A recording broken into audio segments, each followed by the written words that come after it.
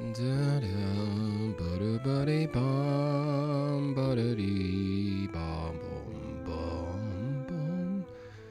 Oh, and there we were. And there we were, starting again. And here we are, back to where we started. A full journey here at Jortlandia. We try and we persevere and we walk through the mire and the muck and the quicksand.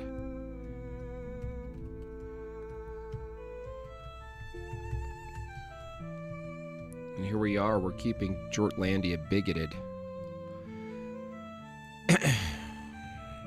All right.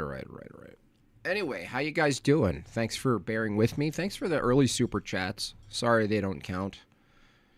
They count for me inside my heart. Someone asked, when's the next Mormon debate? I'm trying to get people going, dude. I'm trying to get the 2-on-2s going. I tag James. I use like sort of social pressure. I'll tag a Mormon on X and be like, hey, James, this guy said he wants to debate me. And then it makes them all pressured. And then they're like, I didn't say that. And then I'm like, you're scared. And then I bully them. I'm in bully mode. I went to the gym today. I'm in bully mode.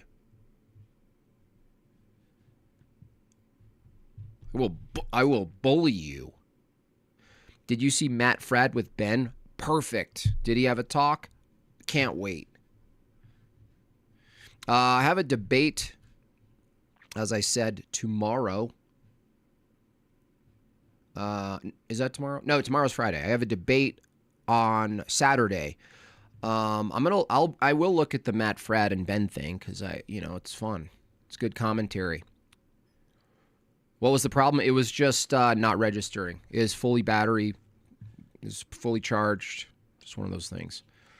And the guy is PhD Tony. I'm going to definitely send him into a type of rage. I know that for sure. That's for damn sure. This is a call to action for all Jortlandia. We need to make Jim Bob rich enough to hire a full-time IT person like Mr. E does for Andrew. Yeah. I would totally volunteer for that H-1B visa. You're not working for me. You know what I mean? I really like your vocal support, Vagine, but I don't trust you guys. I don't want to start a relationship or anything with you, Vagine, or your people. And so you stay where you are, where you belong. Okay? Do you understand me, Vagine? Do you understand me? Actually, I have to change this zoom in. Hold on a second. This is too, there we go. Okay, let's try that again. Do you understand me? Huh? Deal with it. So the topic of the debate is on Saturday is, does the evidence support evolution? Now, obviously, you guys some of you might see the problem with that prompt and be like, I'm surprised you even agreed to that. Well, what I'm going to do is make a distinction between evidence and data. And I'm going to work with my Australian buddy doing that maybe tonight or tomorrow on the phone. Because that's one of the tricks of evolution. You know, you've seen my debates. The trick for evolution is just tell the story and then support the story with other chapters and totally run away from filling in the chapters of each of the book of evolution. And so the same is done with their tactics when they say evidence. Well, what is evidence? Evidence. They kind of think that evidence is just like the data itself. They're like, look, it's evidence. No, it's not.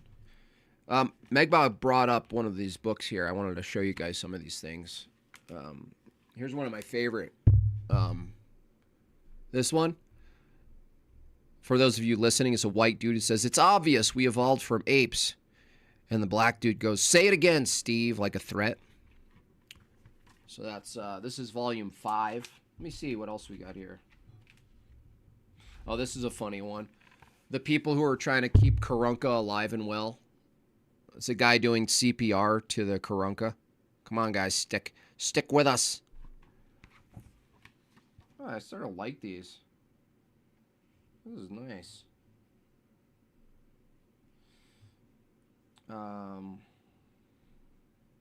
This is a deep cut. Feminist, shout out to feminism. So, what are the kids into these days? Glorified mental illness? Grandma? Yeah, Grandma. You know what I should do? I should do a meme stream. How about that, you guys? How about a meme stream? Not now, but that's what I should do. I should do once a week a meme stream. It's a good way to grift my books, you know, because everyone tells me I'm terrible at grifting, and the worst part is I go, I know, which is, hello, I don't even fight back. Artist likes his own art. What a surprise. That's funny. Yeah. Well, I do like it. That's something me and Tony share. We were talking about this on the phone the other week. We were like, it's weird where people make things and they don't like them. They're like, I don't like it. Someone's like, oh, I really like that. They're like, thanks. I don't like it. Do you like it? I would never say that about my own work. It's like a very Asian thing to do that. To be like, no, I don't deserve. No, I don't deserve like my work.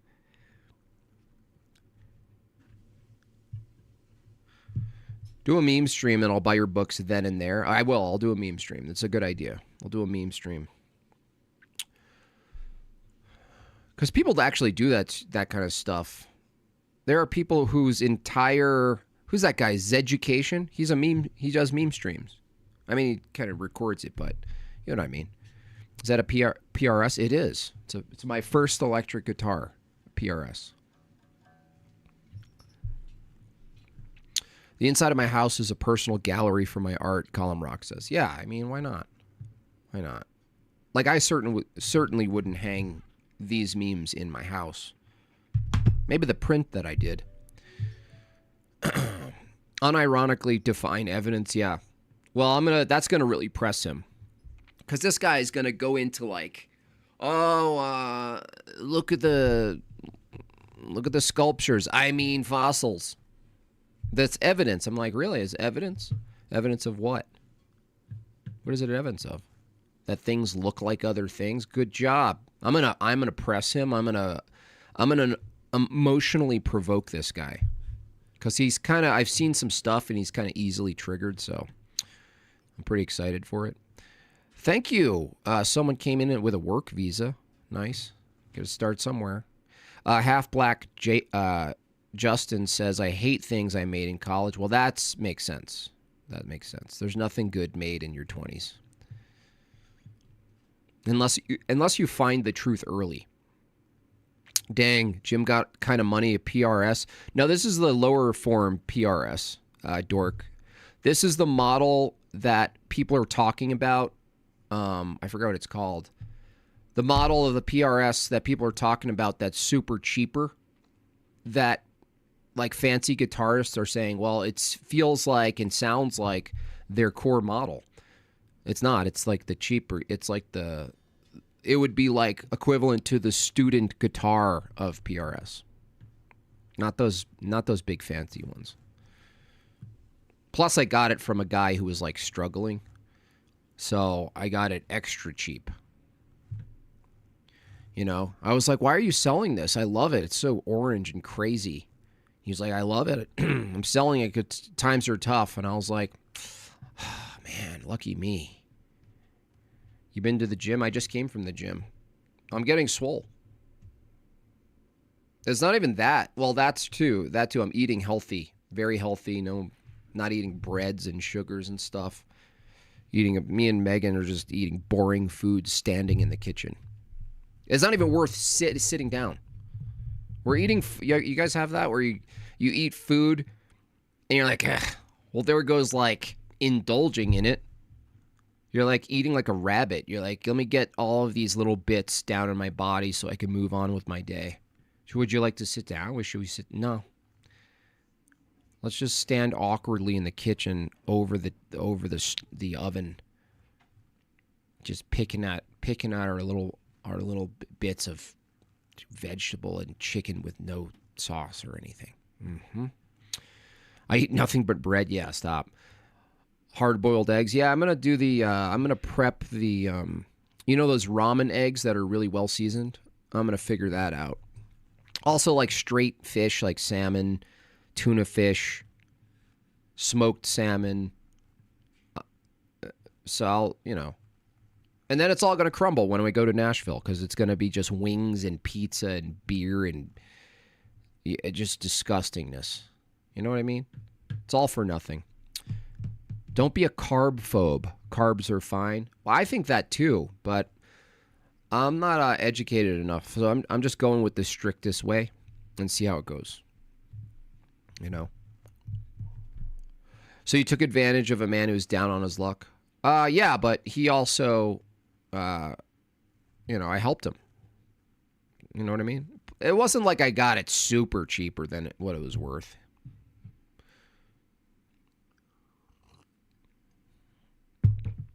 This was a young guy, It's fine. Plus, I had to fix it. I had to manually go in and fix what's called the potentiometer. For all you music nerds.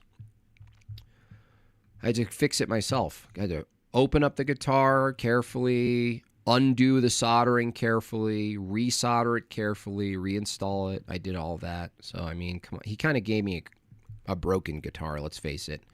You know what I mean? He deserves what he gets. Living a broken life with a broken guitar. I'm better than him.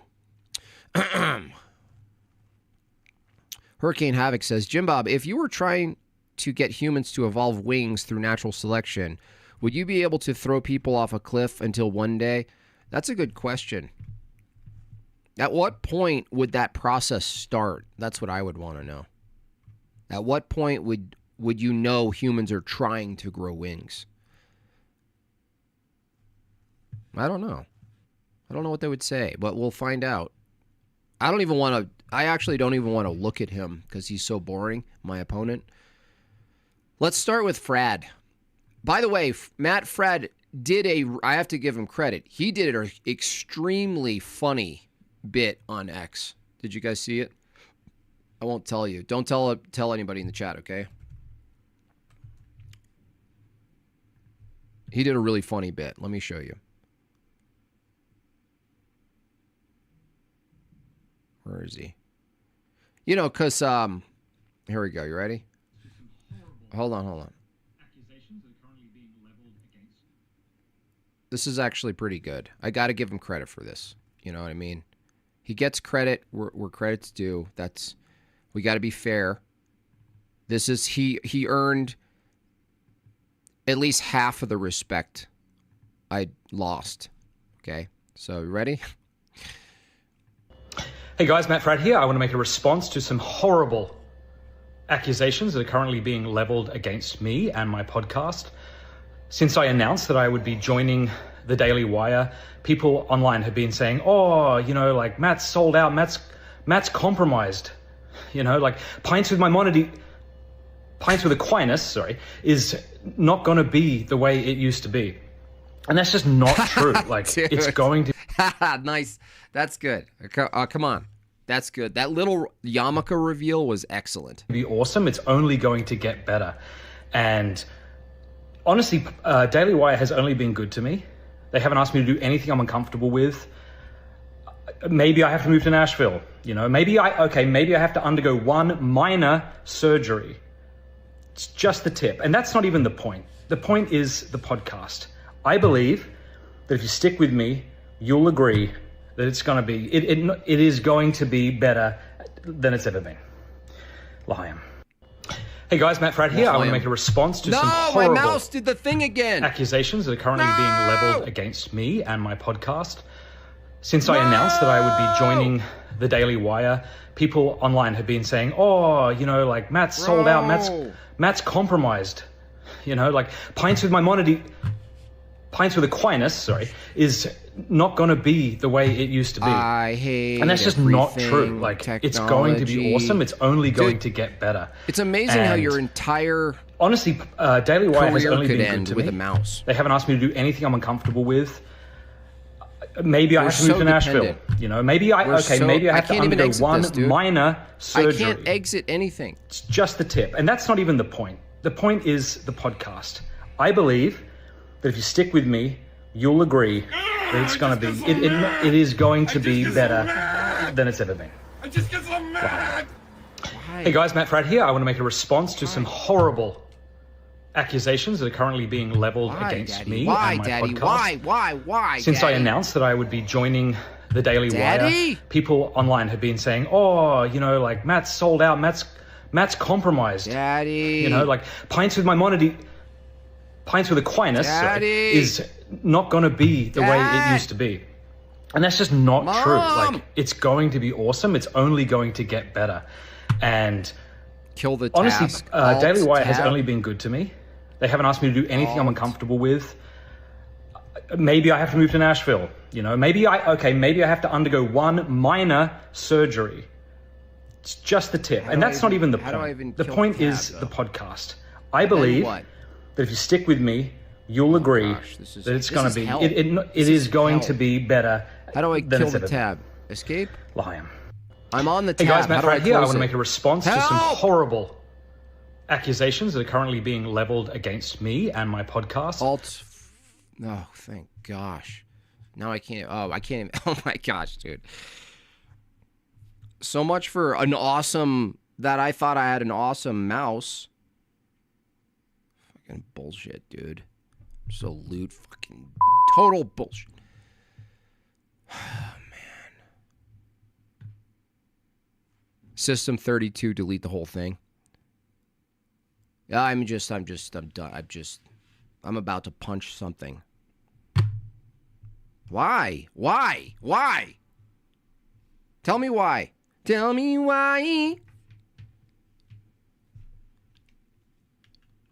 Oh, man. I can't even review anything.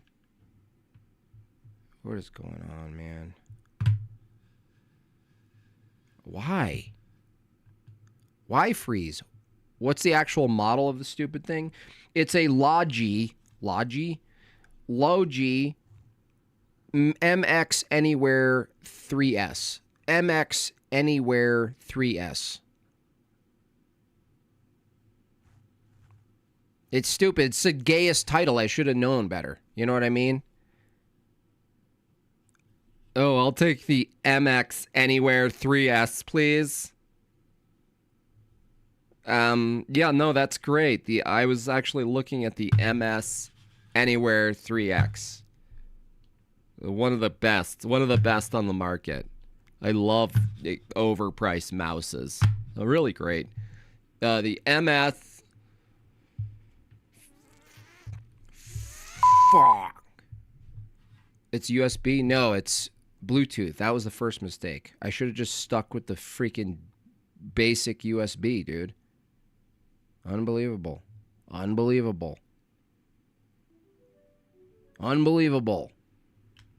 deserve nothing. Does it have 30 different buttons? It has a track wheel. It has a center button, left, right mouse click, and 2 side option clicks or whatever. I don't know why it's doing this. Maybe it has to... I wonder if it has to do with downloading the disc. Everything started to give me havoc once I downloaded the Discord app. For some reason. Flip the batteries. I don't even know if it has batteries, bro. It's a USB charged battery thing. That's the other problem. Unbelievable, man. Unbelievable. Unbelievable. It's not even the battery. It's not. Can you guys still see me? I can't even see me now because my my audio program interface is in the way of my screen. See, it's this stupid thing. I hate it. I hate everything right now. I'm going to quit. I should just quit. Discord app has nothing to do with it. Okay, fine. Why, though? Why does it do this? And I don't even have time, really, to go run to... I mean, it's close, but run to Best Buy, get a mouse, maybe start up a stream by 12, be done by 3. I guess it's possible. Is it worth it? It might be worth it. Fuck! Did I read one review? No, I'm not like that.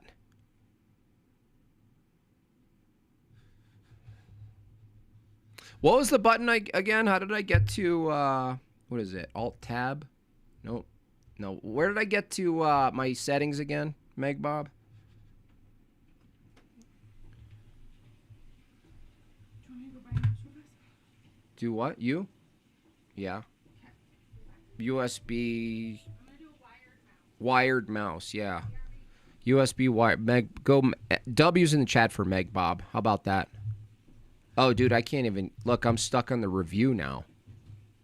It's just amazing. It's just truly amazing, the world we live in. Okay. How do I go to scenes? Anybody? Someone look up how to go to change scenes manually, please, in the chat. OBS. Press the Windows button. No, for this? On OBS? Oh, no. Tab, maybe? Tab. Nope. Oh, wait, yeah. Nice. This is for, like, handicapped people.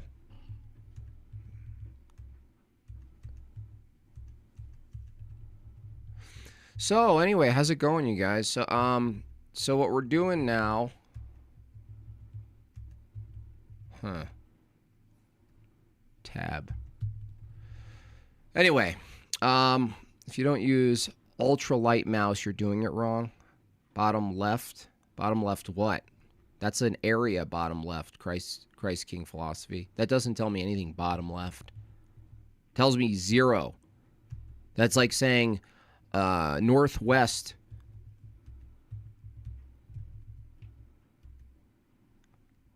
Huh. Alt. Nope, not alt. Nope. Function? Nope.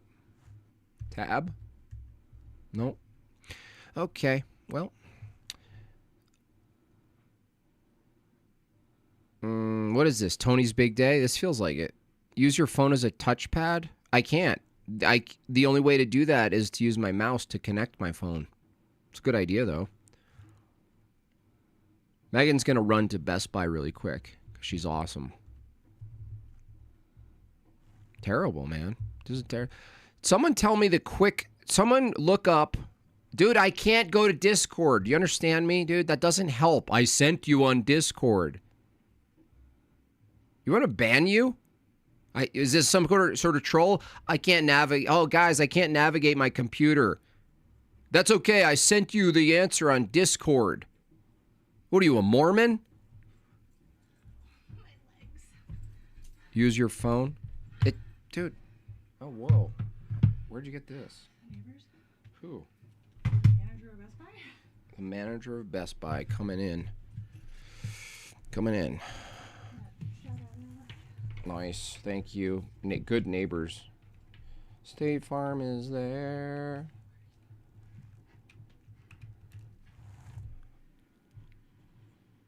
Okay. So now we return that stupid one. And, all right, you guys, we're good now. All right. Shout out my neighbor. W's in the chat for neighbor. There you go. Thank you, Christ is King. I'm sorry I got tiffy with you. I hope things get better between us. And, you know, God bless you. All right. Well, now what we saw the joke from Matt Fradd, let's go back because you guys said he actually talked to Ben Shapiro. Right? Let's see if the control mechanisms are in. Flashback. Okay, that's flashback. Oh no, that's 1 year ago. That's 1 year ago. Right? This is 3 weeks ago. This is all prepping with Ben Shapiro. I did see a clip where Matt Walsh pretty much admitted he was depressed. That kind of sucks.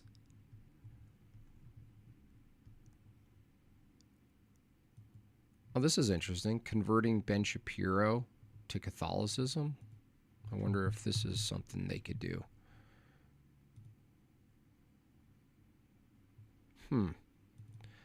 Let's see. Let's see their plan here. Anybody? You guys think they have a plan? I took it. What are you doing to convert Ben Shapiro and Andrew Klavan? Well, Michael and I both, we're constantly trying to indoctrinate, and it's tough with Ben, especially because he's a tough guy to beat in a debate in general. Just start placing miraculous medals around his office. What a disgusting weasel. Whoa!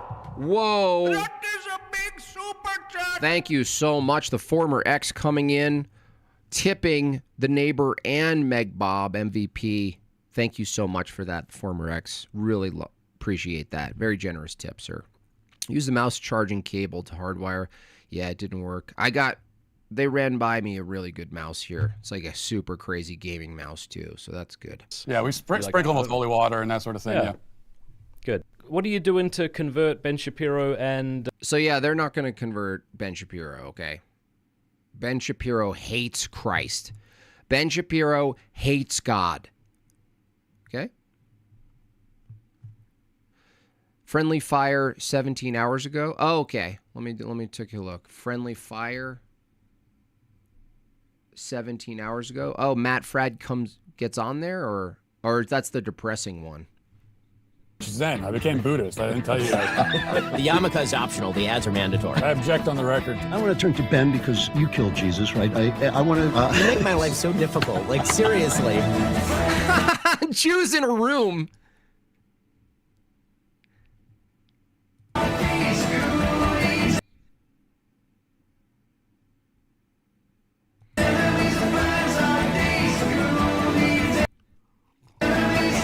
Hey, everybody.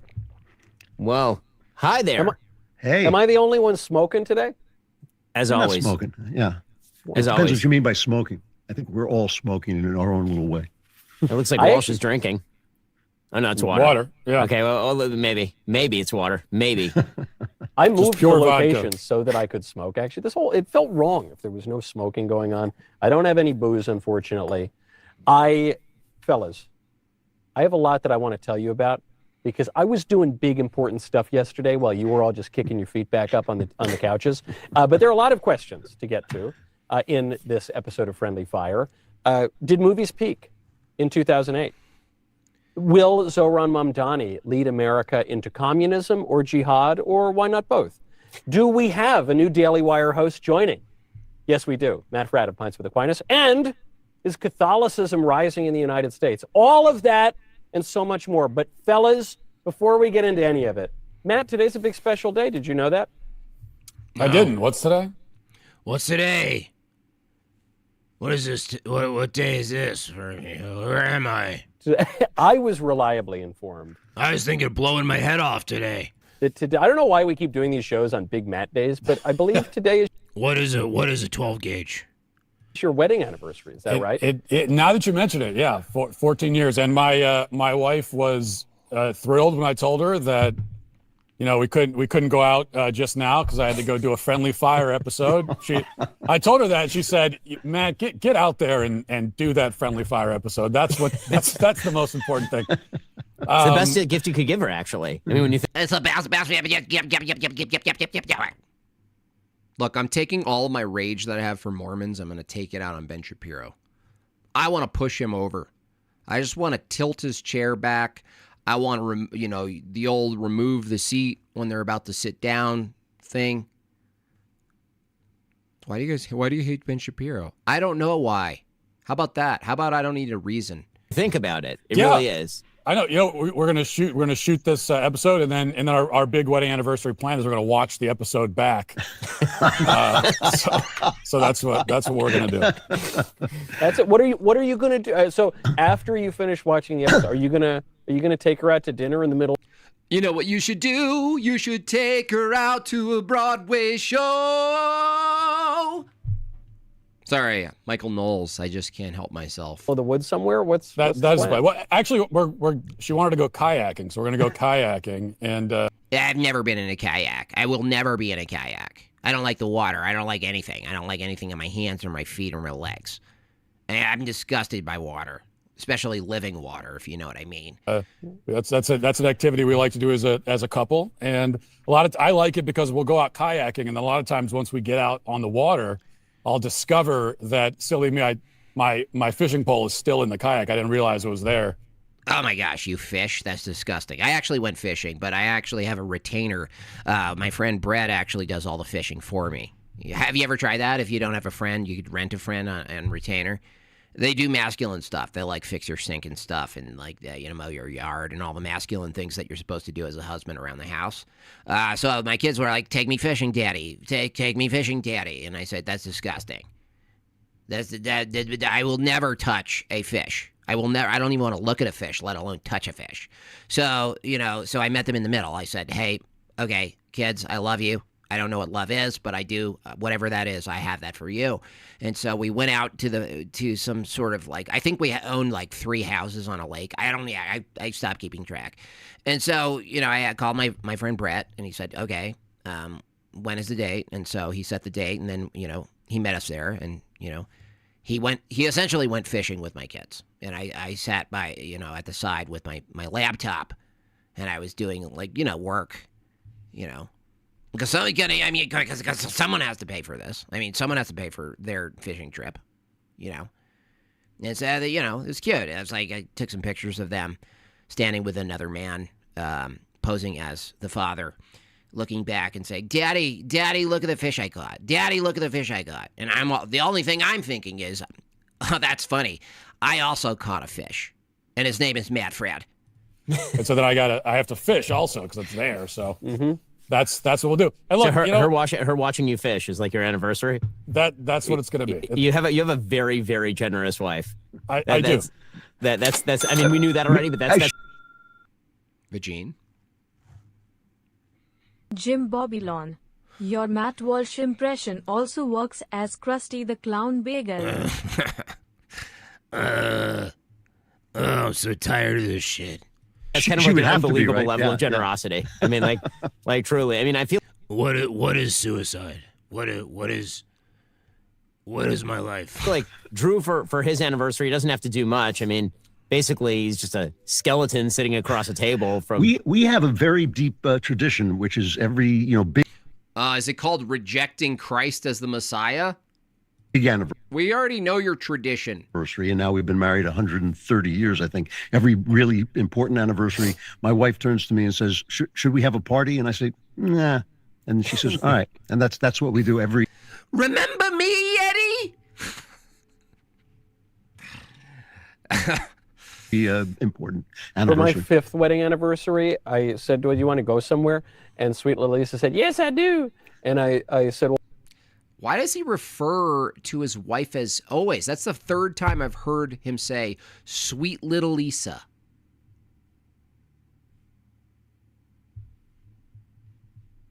It's like, wait, maybe like he references her like that to make him seem like super masculine because it's hard, he's not working with much. You know what I mean? He's the kind of guy who smells a book binding and he's like, "Oh yeah, Tuscany." Well, where do you want to go? You want to go to the Caribbean? Do you want to go? And she goes, "Sweet little Lisa? My sweet little Lisa? What the I want to go to Memphis. I kid you not. She said she wanted to go to Memphis. And I thought, this is great. I just saved like thousands of dollars. And we did. We went to Graceland. We saw the little ducks at that hotel and didn't get mugged, actually. So that was pretty good. Is there... I'll admit that for me, I'm usually the one who remembers the anniversary. My wife does not remember the. You know what's so horrifying about it? It's like there are podcasts that have this sort of setup, and I really enjoy some of them, where it's like 4 people. It's actually a pretty good format if you get the right people. But this is like, I don't know if they're trying too hard or just this is what they got, you know? This is what they got. And I could see how there's like a bunch of normies who really tap into this. I could see. Let's see what.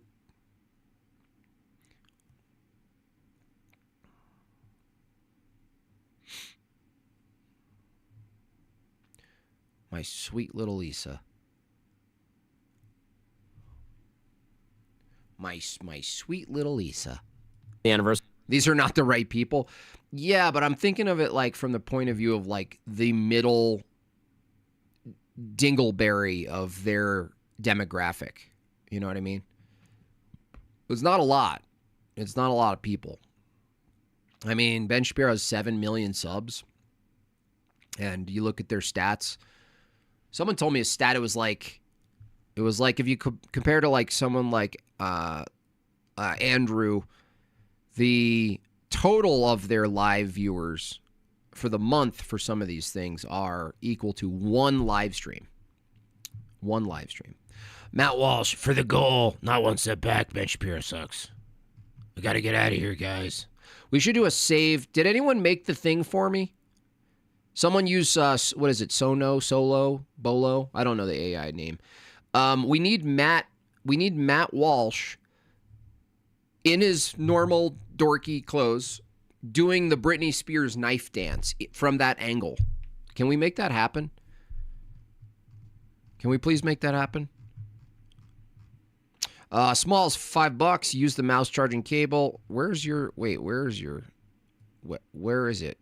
Wait. Dustin, okay. Grab Ben's yarmulke and hold it up high. Yeah. Almost ever. We need a save Matt. Dude, I'm telling you, it'll go pseudo-viral. We need a save Matt. He's actually in it's kind of funny the play on words of that he's in a conservatorship. He's in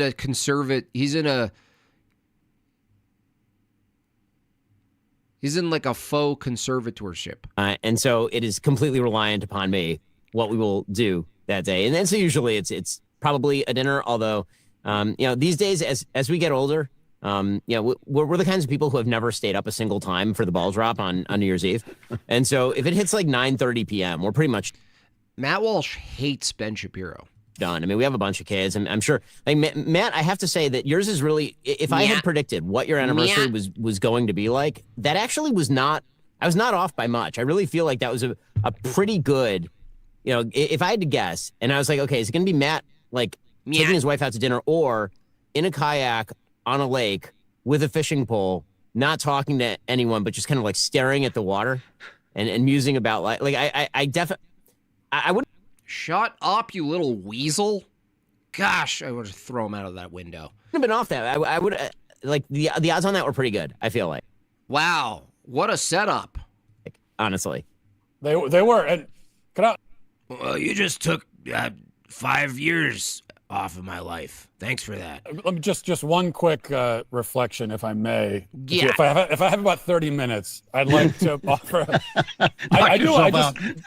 Because 14 years. I do just want to say, because I think this is important, and I think everyone here is on the same page. Yeah. That 14 years into marriage, before I got married, I heard the same thing that everybody always says, which is it's so hard. Okay, here we go. Married. Sure, that's what I'm allowed to. Hey, I've done a terrible job. All right. Yeah. Well, Hey, you know what's one of the greatest changes in culture I've seen is that all of the political cartoons from the 19th century of the tentacles of the Roman octopus stretching out all over the country and the Pope just coming to conquer the world. That is happening here at the Daily Wire because we are bringing on the beloved host of Pints with Aquinas, Matt Fradd. Matt, welcome. G'day, fellas. It's nice to be here. I've admired you guys from afar, and I've seen that admiration just steadily plummet as I've gotten to know you, but here we are. Well, I mean, first he's obviously the funniest of the five already, though. of all, I have to say I've done a terrible job here with my I've done a terrible job here. My Jew propaganda outfit, where apparently I hire and am involved in hiring only Catholics. You have the Literally space only lasers. Catholics. Yeah. Dude, hey, Ben Shapiro. All of the history of Jewish propaganda actually targets non-Jews. Oh, wouldn't you know? Marxism, pioneered by a Jew, but hires non-Jews. That's part of your freaking trick, you little trickster. You little trickster goblin. You little subvert. I just hate how they just say it.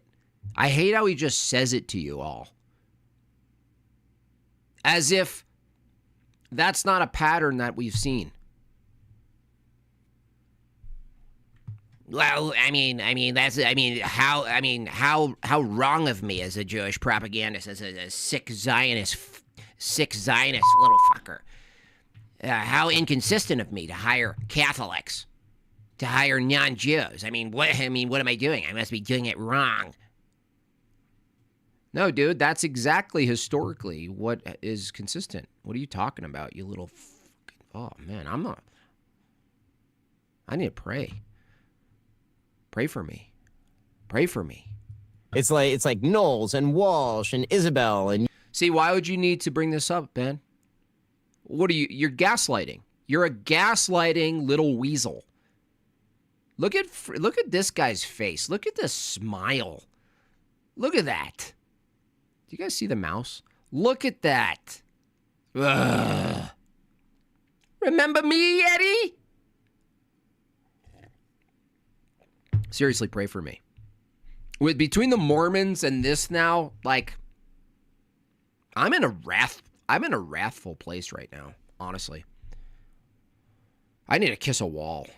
You, Matt, I don't know what's either it's an unstoppable force or I'm really bad at my job. And it could be both. I mean, it could be both of those things, actually. Claven, you texted me and said that there are more Catholics at Daily Wire than at the Vatican, and I wasn't sure if you knew that may have been a dark joke about the Vatican or not, but it was a good one.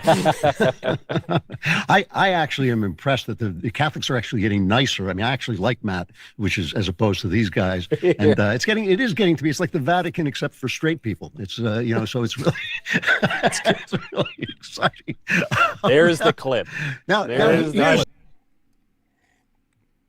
Says the guy who twists Christ's word to make homosexuality okay. Just like 3 weeks ago, Klavan did a little talk and completely twisted Christianity. Oh, man, this whole outfit, man. I'm so done with it. Yeah, because if you hired all bagels, it'd be too obvious. Always got to be sneaky. Well, it's a common theme. It's like as if that's not a common theme. Of course it's a common theme. Breathe in out. Yeah. Breathe in, breathe out. Who Framed Roger Rabbit? Ref only makes me laugh. Object. I object on I've got a lot of Roger Rabbit references I've never used. the record to that. Here's a subject that I want to talk about. Are people becoming more Christian? Are we in the middle of a Christian revival with a sort of emphasis on Catholicism? And the thing is, See, this is all psyop.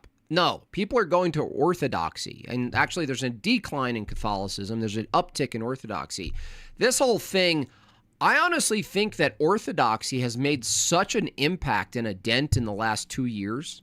It's been a long time coming, but I think it's made such a dent that there's a concerted effort to minimize it. It's never included in these conversations. Never.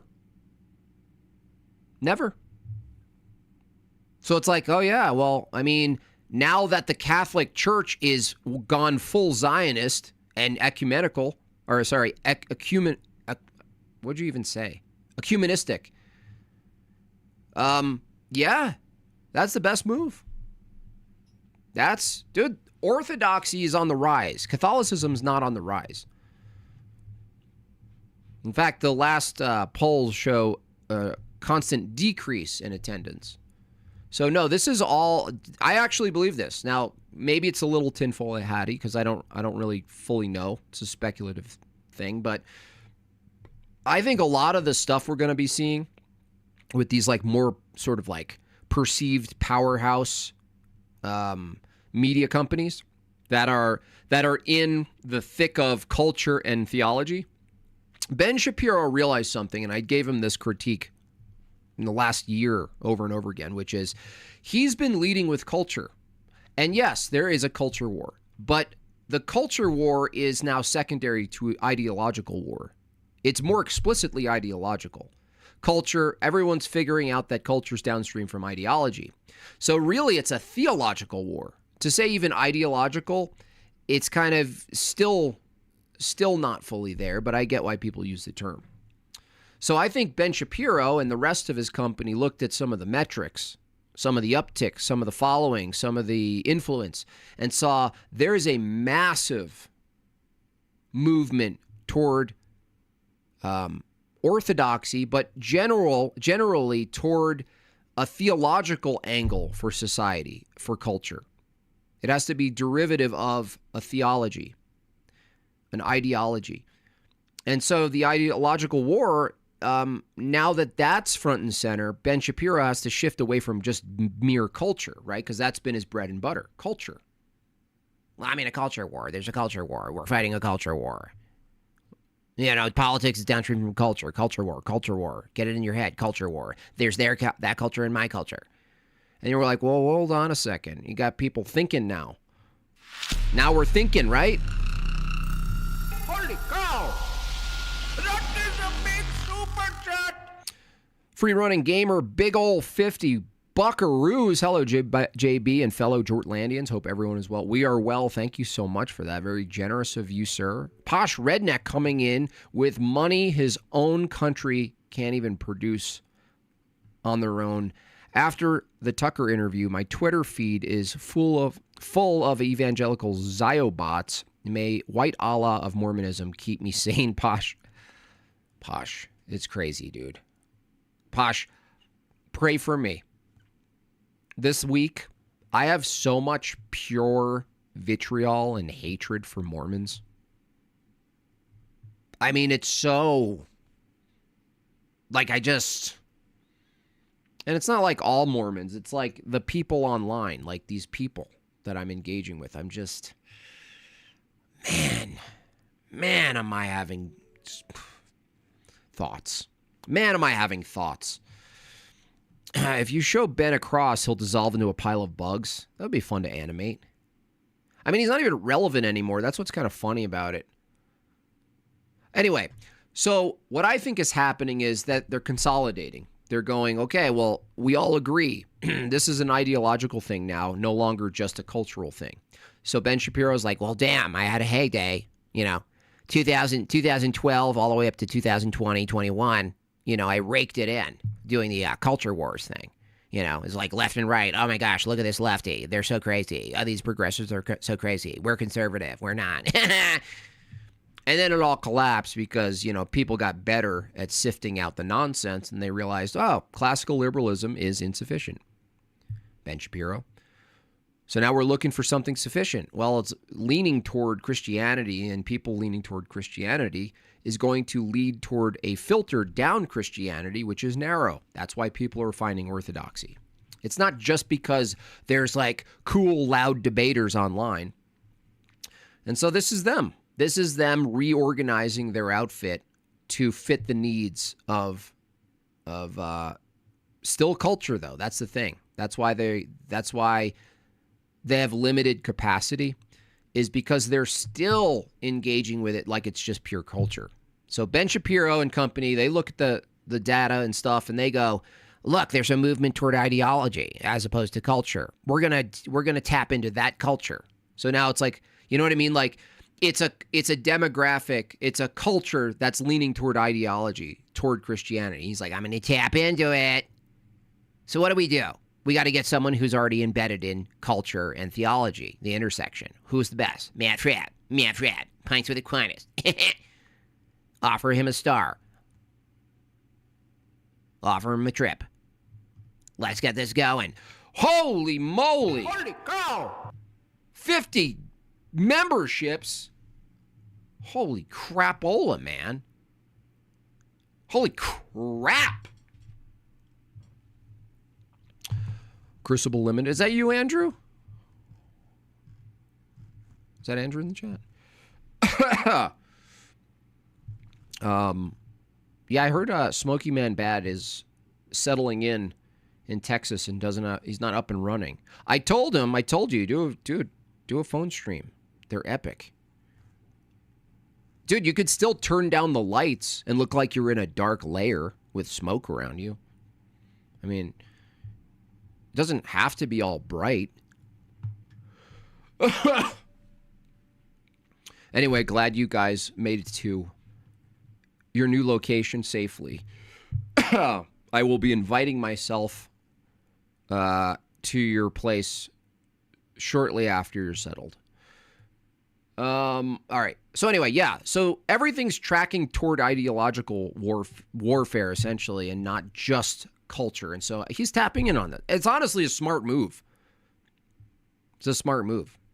I've been predicting that for over a decade, and the numbers don't show it. You know, the feeling is there, but the numbers don't really show it. More people are going out of the Catholic Church than coming in. More people are going out of Protestant churches. You know, the tragic and disgusting murder of our friend Charlie Kirk did cause... Not a single reference to orthodoxy. These people, I swear, you know, I don't care if it's a tinfoil hat. I don't care. I'm going to keep my tinfoil hat on until in my late 80s. Not one reference. Like, he's totally ignoring it. It's like orthodoxy is everywhere now. Glory to God. And these guys are like, oh, yeah, people are leaving Protestantism and they're going to Catholicism. Huh? What? You forgot one. It's a sort of surge, but it's hard to know whether something that is going to last. And I feel that we're looking at the wrong thing. I think the thing that's important is that smart people, intellectuals, are becoming Christians. And I think the reason they're becoming Christians is because the thing that we were told, which is that the science had made that impossible. The science had made it impossible for smart people to believe. Bro, put like an S filter on your freaking microphone, bro. He sounds like he's opening an envelope every time he says S. Has all fallen apart. And as that has filtered into the universities, has filtered into the humanity departments, you're getting guys like Charles Murray, one of the most brilliant people alive, going, oh, yeah, you know, it actually doesn't hold together that there's no God. So I want to turn to Ben because you killed Jesus, right? I want to ask you a question. Now, you make my life so difficult. Like, seriously. Seriously, you're making my pizza party not so fun.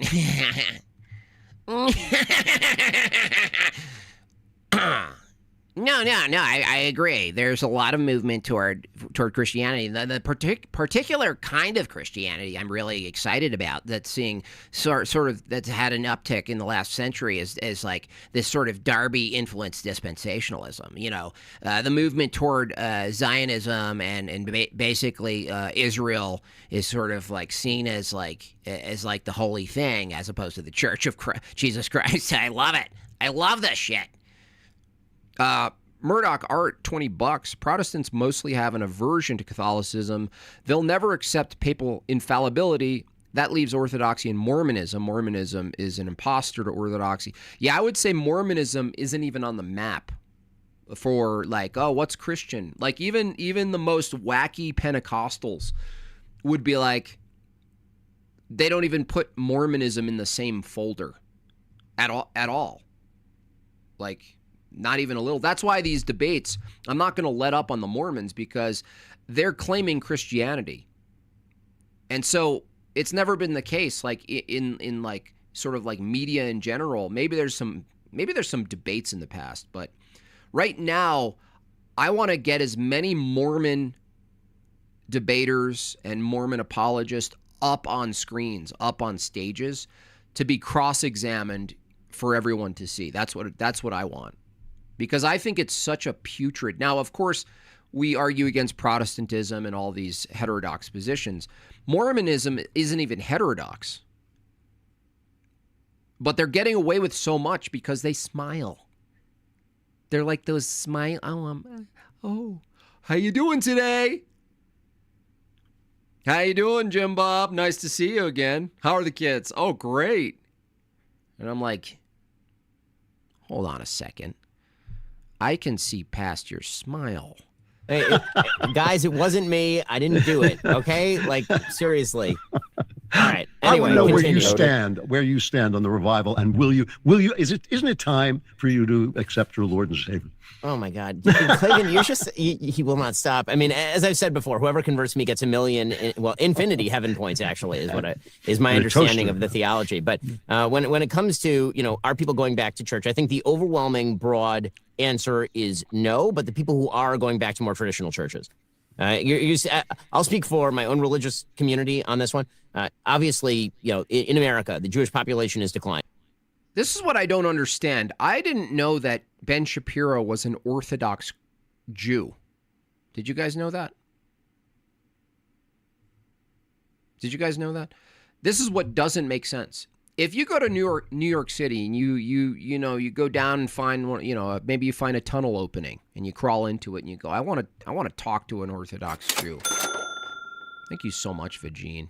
I don't know how you're finding this money in India.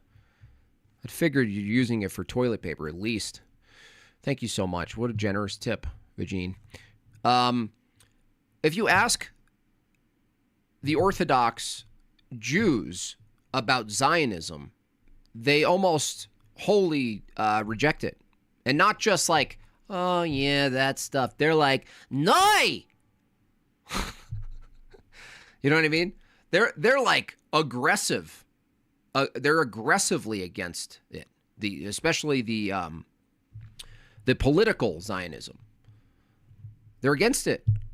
And I wonder, I would love to ask Orthodox Jews in New York City what they think of Ben Shapiro's Zionism. That would actually, anyone in New York City who wants a good clip, who wants something pretty viral, anybody in New York City do on the street stuff, go to an Orthodox Jewish ghetto, or whatever they call them, camp, and ask them. Be like, hey, do you know of Ben Shapiro? And oh yeah, I kind of know. He's a Orthodox Jew. He's a Zionist, though. Do you agree with that? The only thing that could shift this is if I'm wrong that he is. But I've looked at certain sources and it says that he is. Is that true? Is it untrue? Can someone verify that Ben? If he is, I want to force him to wear curls. He shouldn't get away with this. He should be wearing curls on the Daily Wire.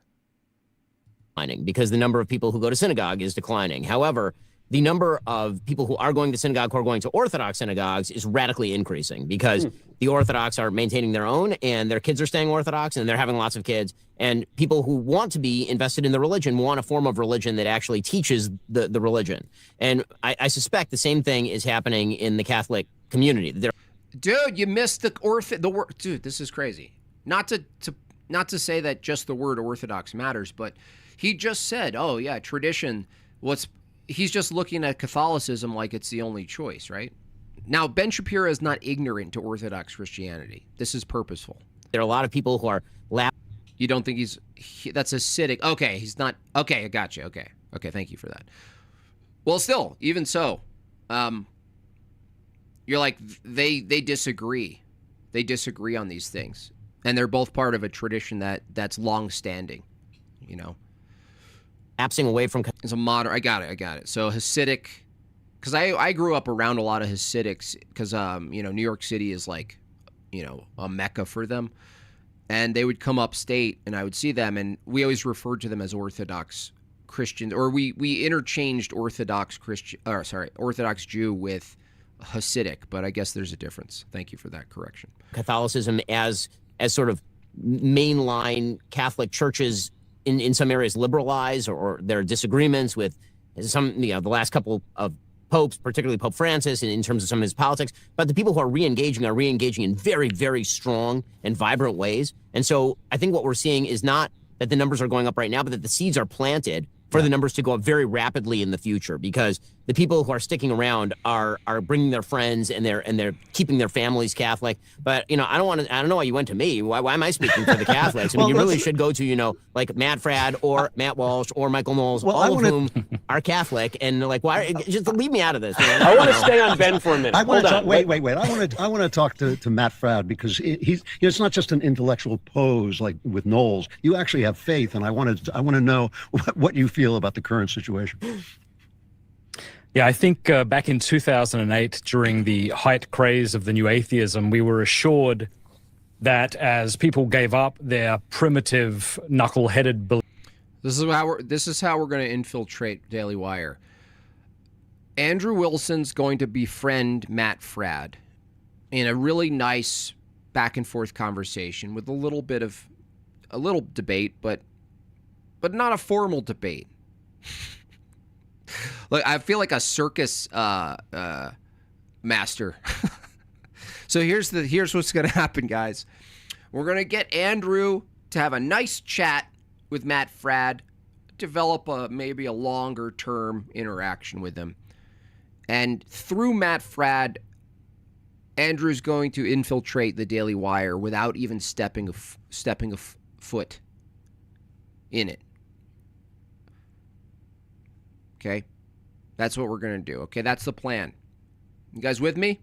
All right, let's do this. Belief in God, that a golden age of reason would be ushered in. And then you've got some Sheila named Carol marrying a train station in San Diego, and more recently, men can have periods. And I think we've sort of just woken up in the wreckage that these lies have brought about. And we don't want to live in a completely meaningless universe. And so if there is an argument that's moderately convincing, it's better to go with that than to live a life in despair, which is what I think atheism. Don't corrupt Andrew. No, we're corrupting the Daily Wire. We're utilizing Andrew as like a Trojan horse. He's like a smoking blue collar Trojan horse. You know what I mean? Just kind of trotting around. He's like.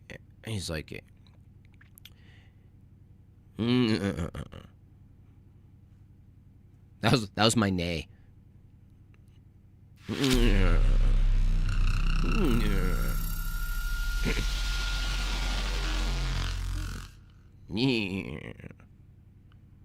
was a big super chat, I think. Holy cow!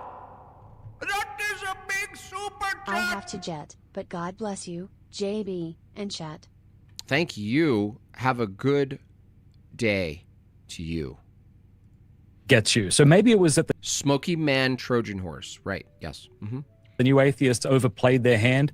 They were very cool, but there wasn't much in the way of argumentation on their side. Yeah. And so it was like a smoke bomb going off in culture, and people couldn't see straight. We didn't know if we were abusing our children for teaching them the Christian faith, as Dawkins said, and these sorts of things. But I think over time we've realized that arguments for atheism aren't good, that there are compelling arguments for theism.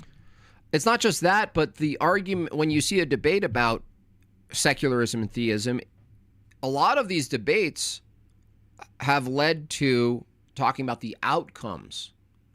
That what we've established through many debates since the Matt Dillahunty debacle was kind of like the door opening. It was kind of like the ripped veil, where suddenly you're looking at the Christian atheist debate instead of the lens of whether or not God's real. The question is whether or not people moving to operating consistent with the Christian ethical paradigm is better for society. And all of the debates show that it is. So yeah, I mean, Matt Fradd's right. There's a rejection of materialism, empty naturalism, just no purpose, no purpose in life, no reason to stay, no reason to go, no reason to off yourself, no reason to not obliterate your children in the womb. There's no reason. Just kind of, you're just a biological thing floating around. Well, people are kind of coming to terms with that, and they're going, this is not only is this insane, but like it's not sustainable. And also, I think we're just cultureless monads adrift, and we are desirous for a culture, preferably a culture that was once our own, which is a sort of piety, a sort of natural piety, a desire to live the way that my ancestors lived, you know. So I think that might be part of it. All right, Knowles. Nobody really cares what you have to say, but say something. Go ahead. Good. I want to contradict your premise here, which is the notion that more people are leaving the Catholic Church than are coming in, which I guess is literally true because we have infant baptism as Christians have practiced for 2,000 years. So that's a debate for another time, I suppose. But because of that, you know, there are people who they'll baptize their kids so that they can have a nice lunch with, you know, Aunt Sheila, but they don't have any intention of practicing the faith. And so, yeah, a lot of those people will fall away, echoing a little bit what Ben said. But if you look at adult conversions, especially young adult conversions, those really are spiking. And more traditional forms of Christianity, and especially Catholicism, you are seeing... Say it, bro. What the heck, man? This is why you got to watch what they don't say. They almost show you by their omission. Oh, there's this other kind of traditionalism that I'm not going to mention. Oh. There's this other thing that's happening that we're totally ignoring on this panel right now. Sounds like schmorthodox. I don't want to say it. He just wants to be on stage.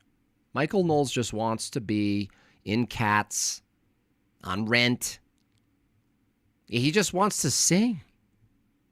Seeing a real surge there in America and in France. And this got me wondering how Mr. Walsh would react to this, because it's a frequent tension in Matt's thinking. Is there, you know, the natural instinct toward pessimism, which is, you know, things are collapsing and we're all going to be raving baboons? Or is there this sense of victory that after many centuries of oppression, the Catholics are finally coming out of Augsburg and Westphalia, and now we're actually going to retake all of the West? What do you think, Norm? You can't take over the West because you're ecumenists. What is that? What are you talking about?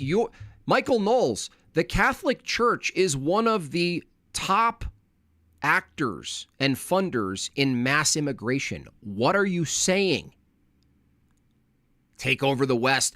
You're facilitating the end of the West politically. Oh, we're going to end the West. Why? We're going to create an umbrella Christianity that pulls everybody in, including Muslims. Oh, no, they're just worshiping in a different way. Oh, we need more immigration. What are you talking about, dude? Such a lying little freaking theater kid. Matt? Well, I mean, there's always the ultimate optimism because we take over the West. What are you talking about, man? You're diluting it. You're not taking it over. You're diluting it. You're turning it gray. I've read, you know, the last page of the book, and we know how the story ends. And we know it ends with triumph. But in the medium term, before we get there, what's going to happen?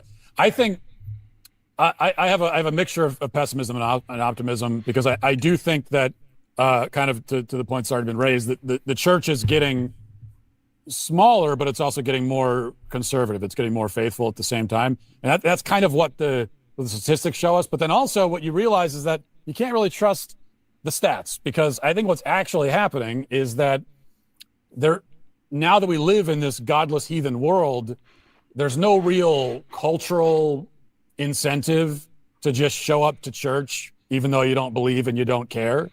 So you don't really have the cultural Christians anymore, because there's no incentive for that. You could just not go to church. You could not claim any faith and you'll be fine. Like Christmas Christians. Christmas Christians? I think that's what you call them, where they just go. They're like holiday Christians. You know, they're in the Orthodox Church too. They're, you know, cradles. Usually they grow up, and it's always been the case. And we're going to church again. And then the converts like me go in like, I'm understanding every aspect of this liturgy right now. You know, we're like the converts are like the militant ones who take it very seriously, and the cradles are like, what? What's going on?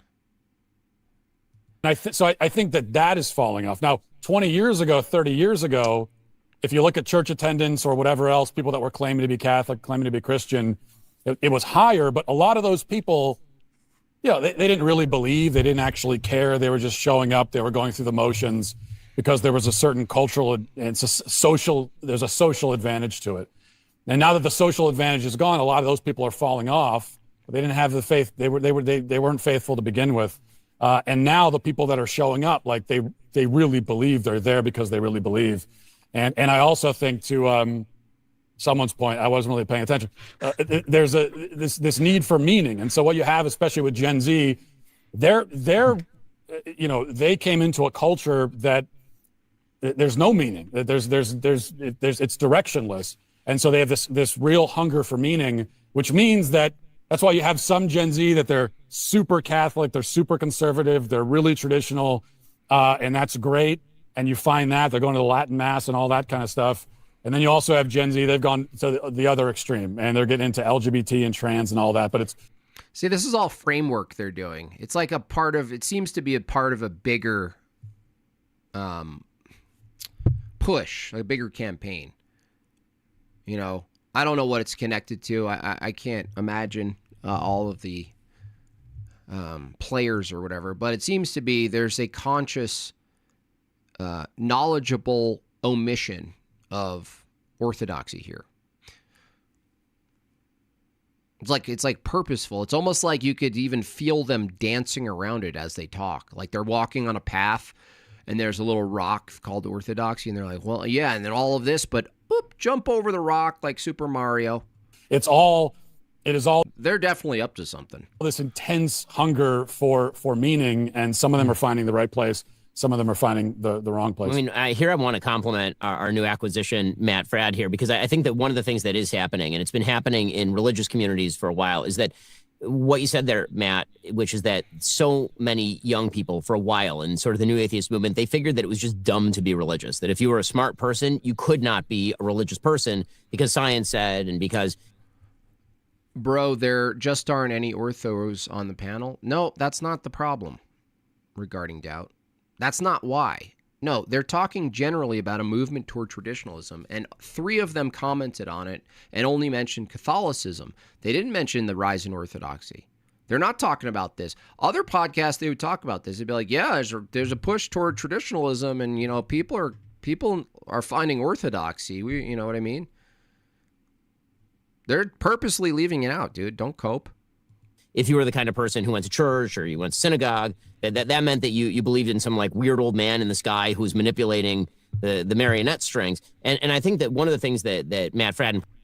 Because they're Catholic, they're talking about generals, dude. Do you understand? Stop coping. Because they're No, they're purposely not speaking about orthodoxy. They're talking generally about the movement away from materialism, secularism, toward traditionalism. What are you talking about, dude? In particular has done, because you dedicated your life to making logical arguments on behalf of faith and on behalf of the Bible.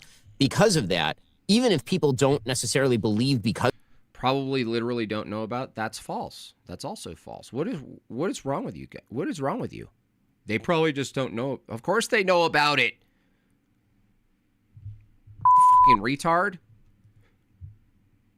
Because of those arguments, they understand that intelligent people do believe those arguments. And I think that this is actually a really, really important thing, because there was sort of a cultural dichotomy that was placed for most of my childhood between sort of the dumb rubes who went to church and believed in God, and then the very intelligent university goers who really believed, you know, the smart things, and the smart people would never hang out with the church people, and the church people were a bunch of backwater, kind of like how Barack Obama described them, right? The bitter clingers and all of this. And I think that 2 things happened. One, why would Ben care about Ortho? The question isn't whether or not he cares. Nobody's talking about what they care about. We're talking about the summary. They're doing a general summary, an analysis of culture moving towards something. So they're generalizing. They're saying, they talk about Protestants. Oh, the Protestants there's people moving toward Christianity in all these regards. But then they specify the Catholic Church specifically, obviously, because, Matt Fradd is new, so that makes sense. Makes sense, but it's just interesting that in their summary, they just leave out the other massive elephant in the room trend. It's a massive trend. It's getting massive coverage. Orthodox are getting onto massive shows. They're just nope. Honestly, it's good for Orthodoxy because it's so blatantly avoided. The avoidance highlights it. The expert class completely fell on their face with so many of their beliefs, and it ended in men can be women. And at the same time, there was a new class of people like you who are out there intellectually saying, hold up a second, like here's a high IQ defense of what God is and how people believe in God. And in fact, I don't have to make that up. I can cite some of the smartest people who ever lived, including Aquinas, to actually explain all of this. And so even if people don't necessarily understand the ontological argument, they understand that very intelligent people make the ontological argument, and therefore it is not stupid to believe in the ontological argument. This is such a great... No, these aren't, no. The ontological argument, you're still arguing within the classical foundational model. That's why nothing beats tag.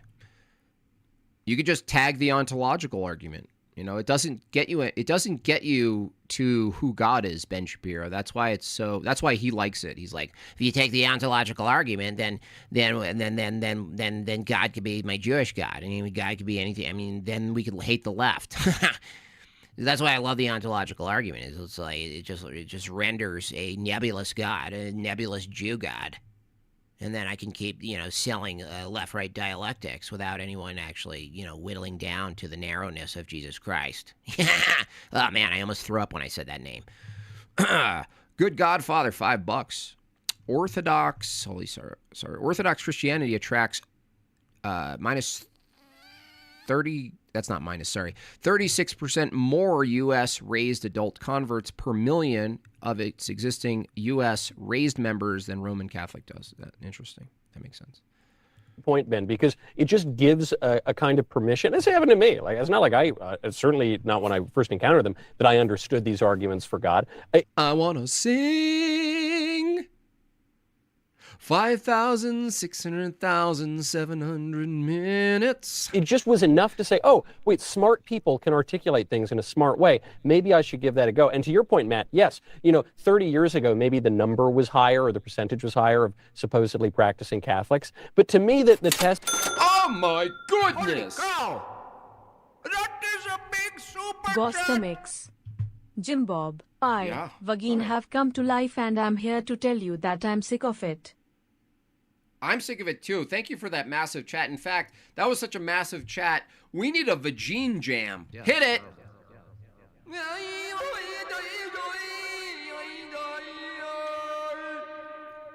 Hit it.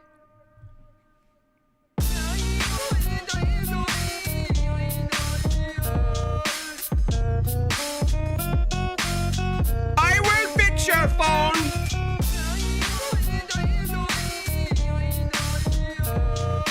Please, sir, may I poop in your garage?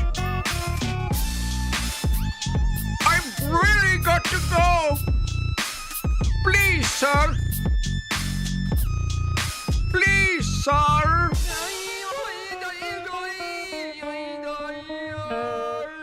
Yeah, that's terrible. Thanks, Vagine. Shout out to Dr. Evo. Freaking genius. Brain Rot Goyam, nice, $10. I think they exclude Orthodoxy because it hasn't historically been significant voting bloc. Yeah, it's all cultural. I get that part. That's kind of ties to my argument of why they would leave it out too. That Catholicism and Protestantism, these people are political animals. Yeah, I agree with that. I totally agree with that. But that's why they purposefully leave it out. Like, it's not because like they know it's the truth and there's, they're demons hiding the truth like that. But it's just like there's always some reason, and it shows, Brain Rot Goyam, thank you for that chat. It shows that what their purpose isn't to get to the truth. Their purpose is to maintain a political dialectic because it's their business. Now, they're not like blameless per se. But don't pretend you're in an ideological war of good and evil when really everything you're doing is merely reducing it down to some sort of like monetary plan or something like this. You know, that's the thing. I agree with that completely. I can't tell if it's you or Ben Shapiro talking when I listen to the stream today. Thank you very much. Yeah. That's all, folks. Best is, well, how many go to confession? You know, and like 30 years ago, like everyone stopped going to confession. And we believe as a matter of faith that you can't receive our Lord in a state of mortal sin. And if you're in a state of grave mortal sin, you know, you're really in danger of hellfire. And so if you're not taking that part seriously, you know, you do have to wonder how seriously you're taking the faith. I think it was Padre Pio said that the confessional is like a bath for the soul. And Mr. Fradd, I can't help but notice that when you get out of the bath, you, unlike the other people on this...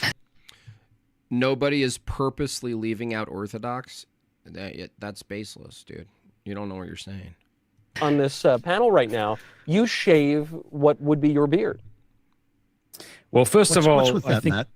it should be, I want to just state for the record that I said to Daily Wire, don't you think it's a bit tacky for me to shill your merch on day one? And they just showed me a whip and told me to shut up. So no, not at all, man. I mean, I'm a big fan of Jeremy's razors myself. I know Matt Walsh has made fun of the likes of me, and I don't think he's wrong to have done that, but my wife has really sensitive skin and doesn't enjoy kissing me when I have whiskers. And so for a while I had to decide, do I want the respect of men or the kisses of my wife? And I don't know what it says about me, but it was a tough call. But when I decided, I got Jeremy's razor and shaved the face. And there you Ecumenists have to exclude Holy Orthodoxy, even though it's contradictory, because Holy Orthodoxy anathematizes it. Yeah, well, they also, doesn't make sense, Vigo, because they affirm the sacraments are valid too. So it's like, what? But yeah, Orthodoxy is going to be the one and the only that rejects ecumenism in the end. Right? The rest are going to dilute everything. It's already happened. I don't think the Pope is going to attract Protestants. Probably Islam. Yeah, probably. Probably Islam. You are. Nobody understands Jeremy's razors better than I do, because I have much more real estate to shave than the rest of you, and I actually use and subscribe to Jeremy's razors. I don't even know if you guys remember that Harry's razors. I think it was you, Knowles. They canceled you because what did you say? Men can't become women. Some kind of subversive trash like that, and they actually canceled their ads. And all right, I don't know if there's much else to see about this here, so. I'm going to save you guys from further torment. Rational Savage says, how as an atheist can I bring everyone to Orthodox and retake constant? Go to liturgy first, become Orthodox. Come on, Rational Savage. Come on, man. You just got to, Rational Savage, why is it that the circles that you're attracted to and the conversations that you're attracted to and all of the live streams you're attracted to and everything else you're consuming, why does it all point to orthodoxy for you? What? You know what I mean? You ever wonder that? Where you're like, oh yeah, no, I love all these things. It seems to be pretty based, and no, that makes sense, and that makes sense, and oh, this guy has a good take, and you're like, what? What if the common denominator was orthodoxy? Rational Savage? Get in there. Come on, guys. Get in there. You can do it. JB, can the, quote, swear word beep sound effect override the sound of the video you're reviewing? If so, it would be funny to play it at random times when people talk. I don't know if it overrides it. It's just louder. Definitely much louder. I'm probably just damaging my ears, in fact. Oh, yo, hello, listener. How's it going? Did you guys get to catch Tony on Rob Noor? I thought that was an interesting duo. You know? That was interesting. I didn't watch the whole thing, but it's kind of funny, the idea of just throwing Tony into kind of a mostly politically based show. You know what I mean? I mean, contrast to the kind of conversations we end up having on our shows. But Rob's always fun to interact with, though. He's got a lot of energy. He fills in dead space if you suddenly don't have anything to say. He has no problem filling it in. You know, he's very optimistic. Rob is. You know, he's like a crank. You know what I mean? He's like this cranked wheel.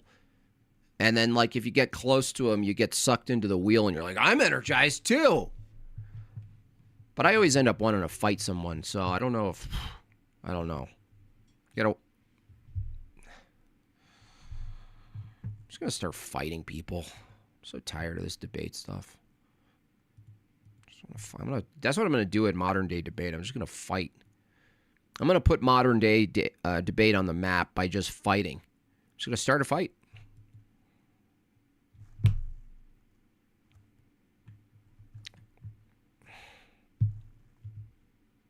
So what? Whatever.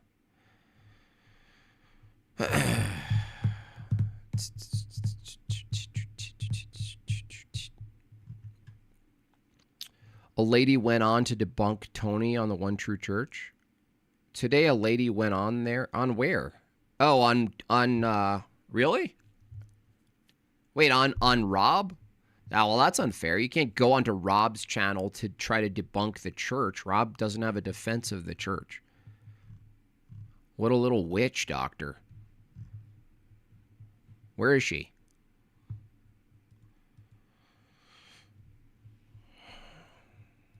I'm always trying to fight people. I grew up with brothers, so it's just like, there's only so much I can say. You know, I think that's a missing part of our culture is just straight up fist fighting. Yeah, on Rob's, yeah, that's wrong. She was a prattle snake. So whatever. Get her, Jimmy. Yeah, let me get her. Let me find her. Let me just I can find her. I'll find her. You'll see. I'm in prep. I actually reached out to this guy Gooster. He's a little bit busy. In prep of the debate on Saturday, which is evolution. Actually, let me see. Let's see if we can actually make it through anything of my opponent. PhD Tony. I know that he's easily pressed on when it comes down to he freaks out. Whereas I don't even need a trigger to freak out. I'll just start yelling at people, you know. What if I start rage quitting everything? I thought about that angle. Like, what if rage quitting could be a positive meme? You know what I mean? Is it possible? Let me see. Because this was the debate that they last had, which we reviewed a little bit of, which is kind of boring because it's like, let's just check in with some of their, just their crosstalk and see if we can pick up any themes from this bald guy. Why are they all bald like this? They all look the same. Is that Craig? Is that Fight the Flat Earth? Is that Mark Reed? Nobody knows. Jot down some notes. I was debate Josh Vandermeerd on evolution. I'll debate anyone on evolution, especially Christians. That's particularly fun because the Christian argument against evolution plus Christianity is extra. You get two angles to attack. One is my regular angle. The other angle is metaphysics collapses. Looking up sources during that, and there was a lot that was said. If you rage quit like that, well, what I need to do is create a Stream Deck asset that when I rage quit, you guys visually see it like building up. Like if you guys knew a rage quit was coming before it happened, I would press it and like the screen would start sort of bubbling and you'd hear like almost like shaking, like, and And then I would just enhance what I'm saying, and I would start to get yelly, and then I would get mad, and then I would time it with a rage quit. And then right as I rage quit, you guys would see it, but not the rest of the panel, and it would be like, rage quit. And you guys could pay for it. You know what I mean? Like, you guys could keep upping the ante. Talk about grifting. I think I figured it out. You guys could pay me to do the biggest, craziest rage quit ever. And it could be animated and everything. It's great. Thanks, Rob. Rob Knorr, thank you so much. You would need to make an animation of you walking away, slamming the door. Yeah, I'm thinking like almost like an earthquake and everything crumbling and like bricks falling and you know what I mean? Be great. Anyway, let's just dip in here. I know this is not the highest energy debate, but I am preparing for Saturday, and I never want to just take for granted a debate and be like, oh, I don't need to prepare. So I didn't get too many things, but I'll say a couple of short things. Donnie brought up, what about creation? You know, claims that are absolutely... That's another thing that I could definitely predict is that PhD Tony's going to try to red herring creationism and try to pit creation versus evolution, which I will not let happen. So false. Function is not genetically driven. If that were true, that's got to be false for evolution. I hope he brings that up. Did you guys hear that? Function is not genetically driven. Okay. See, what my angle with this guy is to produce contradictions. Because he's going to get into like the nitty gritty of like, what's evidence for this and what's evidence for that. There's going to be no evidence that evolution as a process produces highly specialized functions. And if he says, well, that's not the claim. Yeah, it is. What else would be producing the highly specialized function if it wasn't genetics under the evolutionary view? What would it be? Fishes and dolphins would have very similar genomes, and they don't. Bats and birds would have very similar genomes, and they don't. So the claim that things with similar forms represent similar use of the same code is absolutely untrue.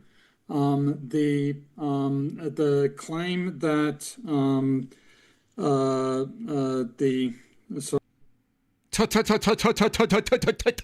Today, Junior.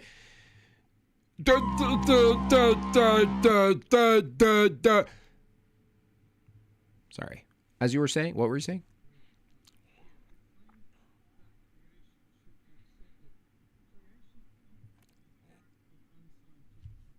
That's true. That's why it's a mistake to bring it up. It's not science.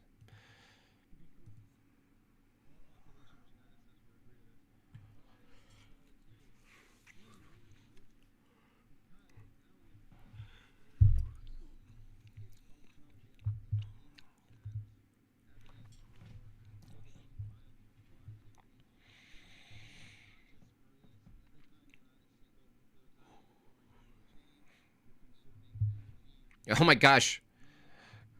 L's in the chat. L's in the chat again. I keep forgetting to come back. Sorry, guys. You didn't miss anything, though. Don't worry about it. So now the evolution is over time. You know what I should do? I should set it up at least that when I'm home, it's still... Yeah, let me do this. When I'm home,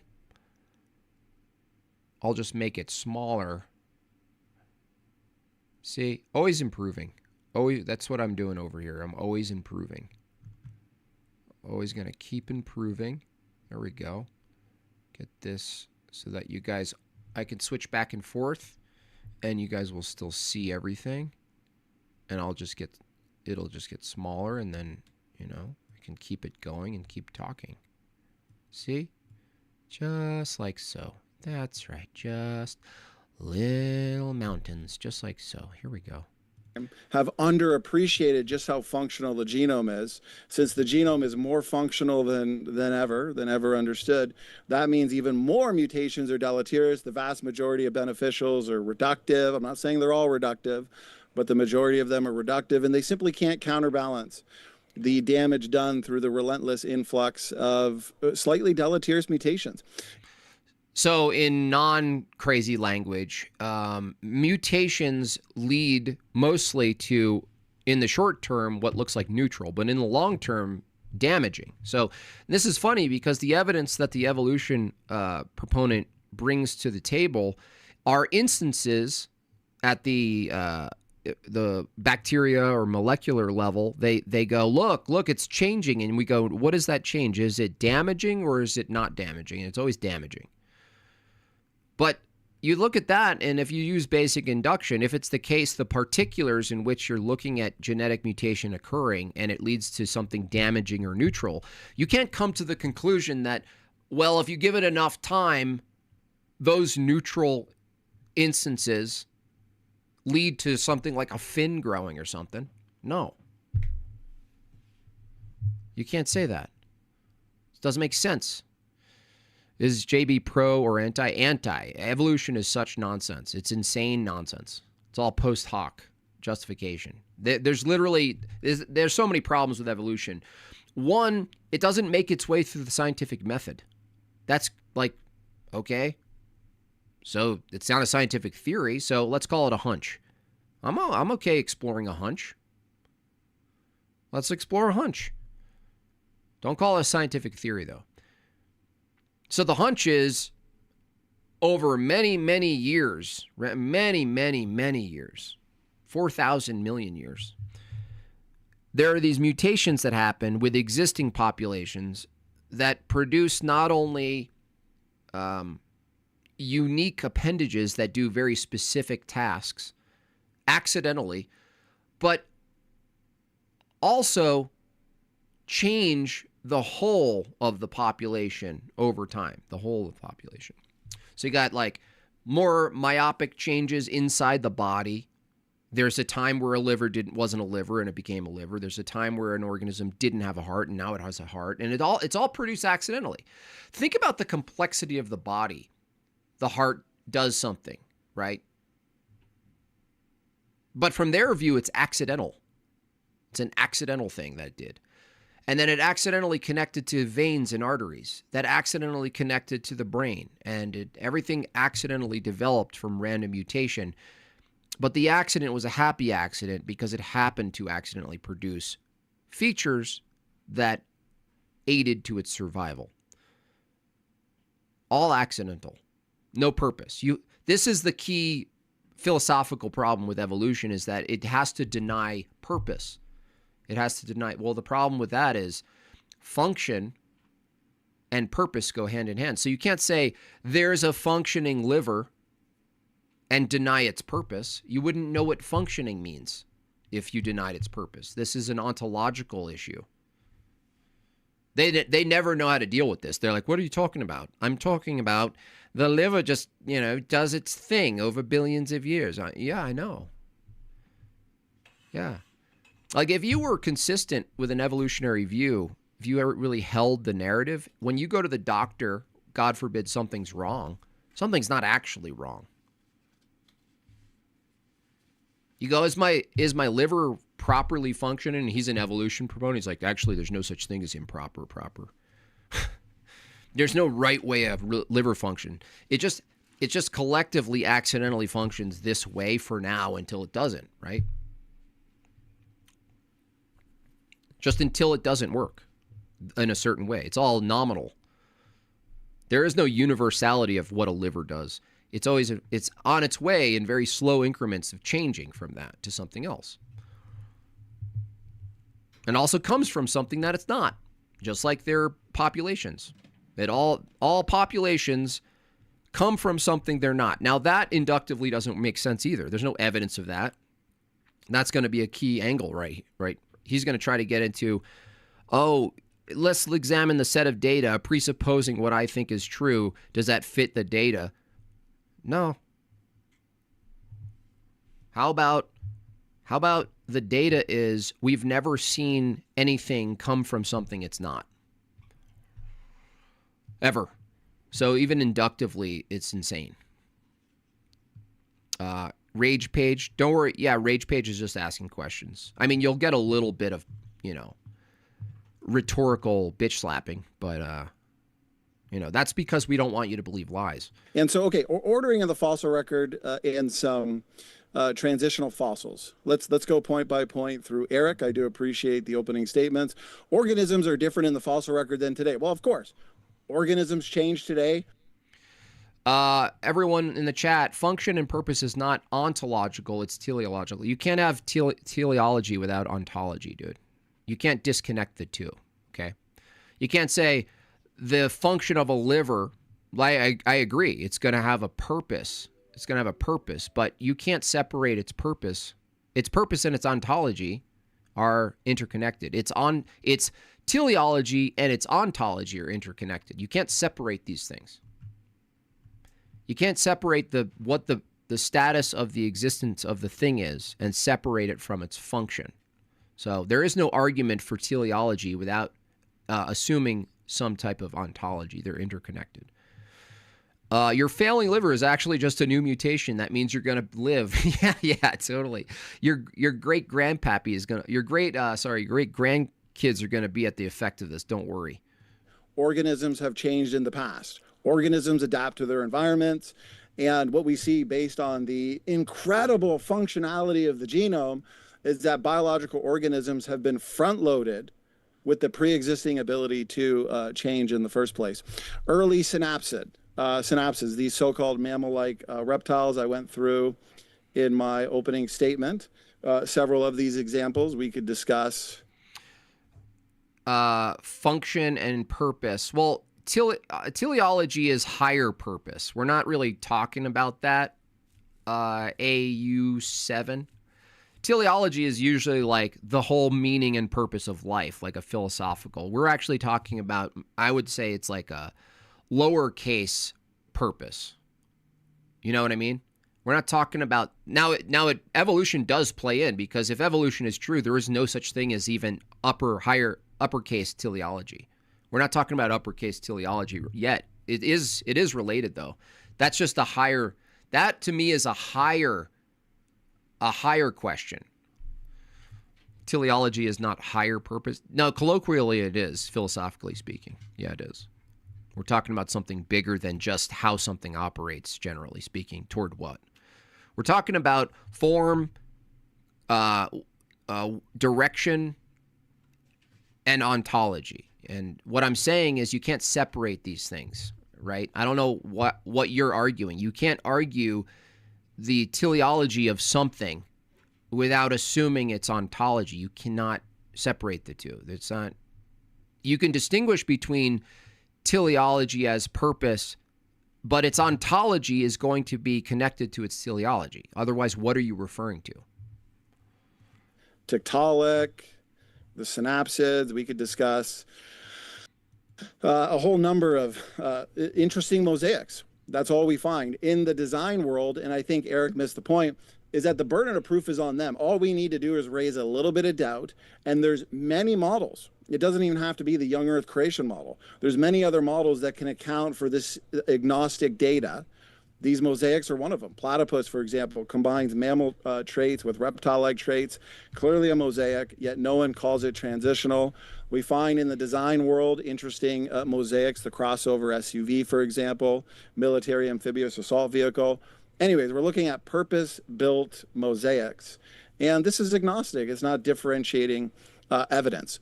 As I said, bones are not inherited sperm and egg. Tony doesn't. How is evolution described? Right now, evolution is described as changes in allele frequency over time, which is a phenomenon. Phenomenons aren't theories.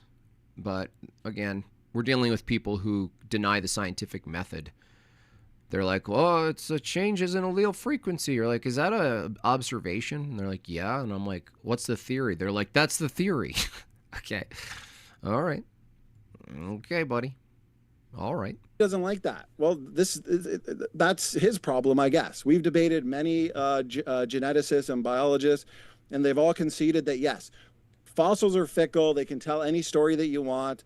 Obviously, the direct evidence is in genetics. Here's another problem. We know that there oftentimes exists more variation within species than across species. But luckily today we have breeding tests. We can test their genomes. But in fossils, for the most part, you don't have genomes. Fossils, you have anatomy. You have phenotype. There's no massive conclusions you can really draw from any of it, because once you get someone to admit that something that has similar genotype, it doesn't follow that they have necessarily the same phenotype or similar phenotype. And if you go, look, it looks like that thing, it must have come from it, that can't be true if it's the case that something that looks like something else could also not come from it. You can't just say that. That's all you need to say in simple form. Is it possible to look at something's phenotype that's really old and it looks like something that exists today? Is it possible that they don't come from each other, that one doesn't come from the other? Yeah, that's possible. Okay. So then how do you determine it did? Well, we look at the fossil. We just look. The liver wills the liver to evolve, Jim Bob. My dogma is better than your dogma. Why is this so hard to understand? I don't know why it's so hard. We're at, keeping up with the chat here, we're at just over 50%. Please pay your taxes here at Jortlandia. Keep Jortlandia thriving if you like this channel. I don't get to sell Jeremy Piven or whatever his name's razors. I don't have beard cream. I don't sell shampoo. I got nothing. I just have you guys. So just remember that, Just remember that when I start Ubering. Dustin says they consider SNP's evolution because it's change in allele. It's such a it's so broad. That's why I'm going to pin him. I'm going to say, well, hold on. We need to define two things here to move on. If the debate topic is, does the evidence support evolution? What I need to know first, without him running around, is, what is evolution? That's way too broad. What are we talking about is happening here? Two, what is evidence? Because there's data. There's data. So you got to determine through a paradigm. Evidence requires a paradigm to interpret it. To sequence, and you can't do breeding tests, clearly. And so it is important that we focus on genetics, because that's the best way to determine ancestry. There's many problems with the fossil record. A major problem has to do with the limits of determining what is and what isn't closely related. What's the result of convergent evolution and homology? They ask or mention the ordering of the fossil record. Well, here's a major challenge, okay? Even evolutionists will look to regional separation and burial by ecosystems, according to ecosystems. For example, the coelacanth. There are many living fossils.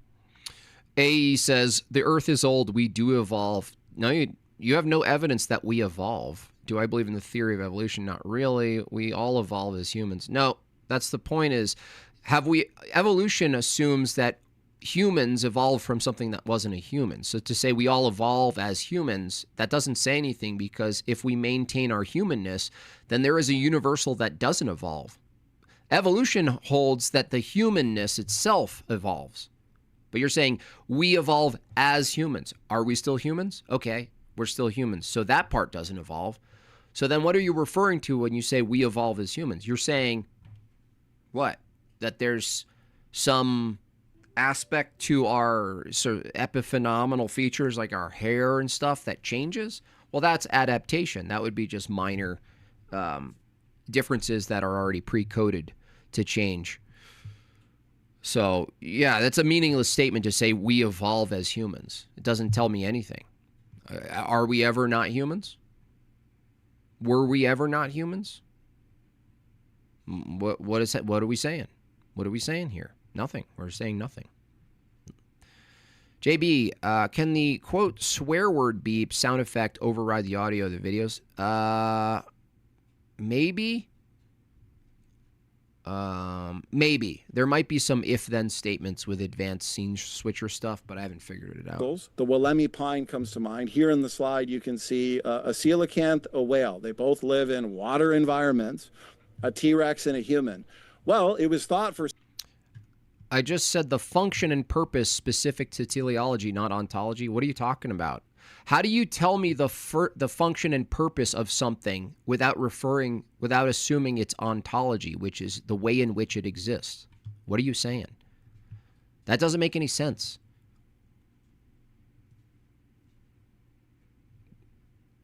They're both interconnected. You can't refer to one without the other. You can't separate the two. Do you understand? That's like in philosophy, people go, I'm making an epistemic claim. I'm not talking about metaphysics. Yes, you are.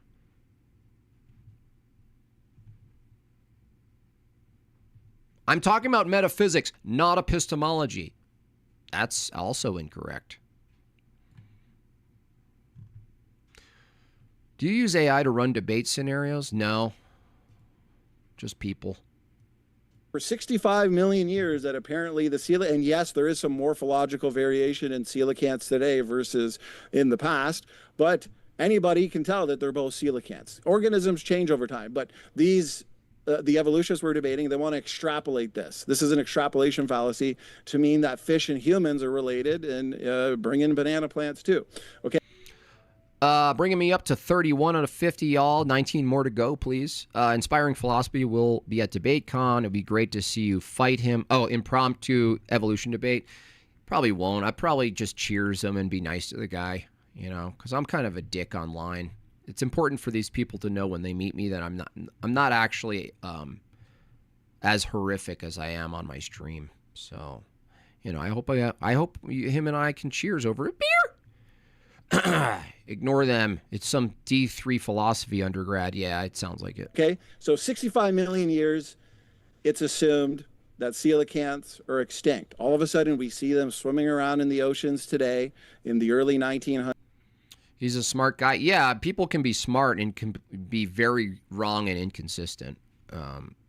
You know, his inconsistency shows up where he argues for evolution and Christianity. You can't argue for Christianity, and it's not even because of a scientific inconsistency.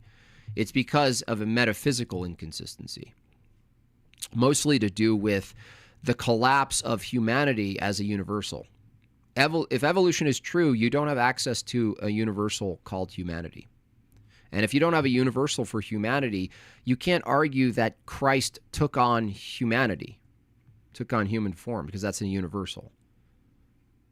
You know, you can't even say that God created man in his form, tripartite form, image bearer status, reasoning, logical faculties, the nous, moral intuitions, and the rest, peculiar in across other living organisms to humans, peculiar to humans.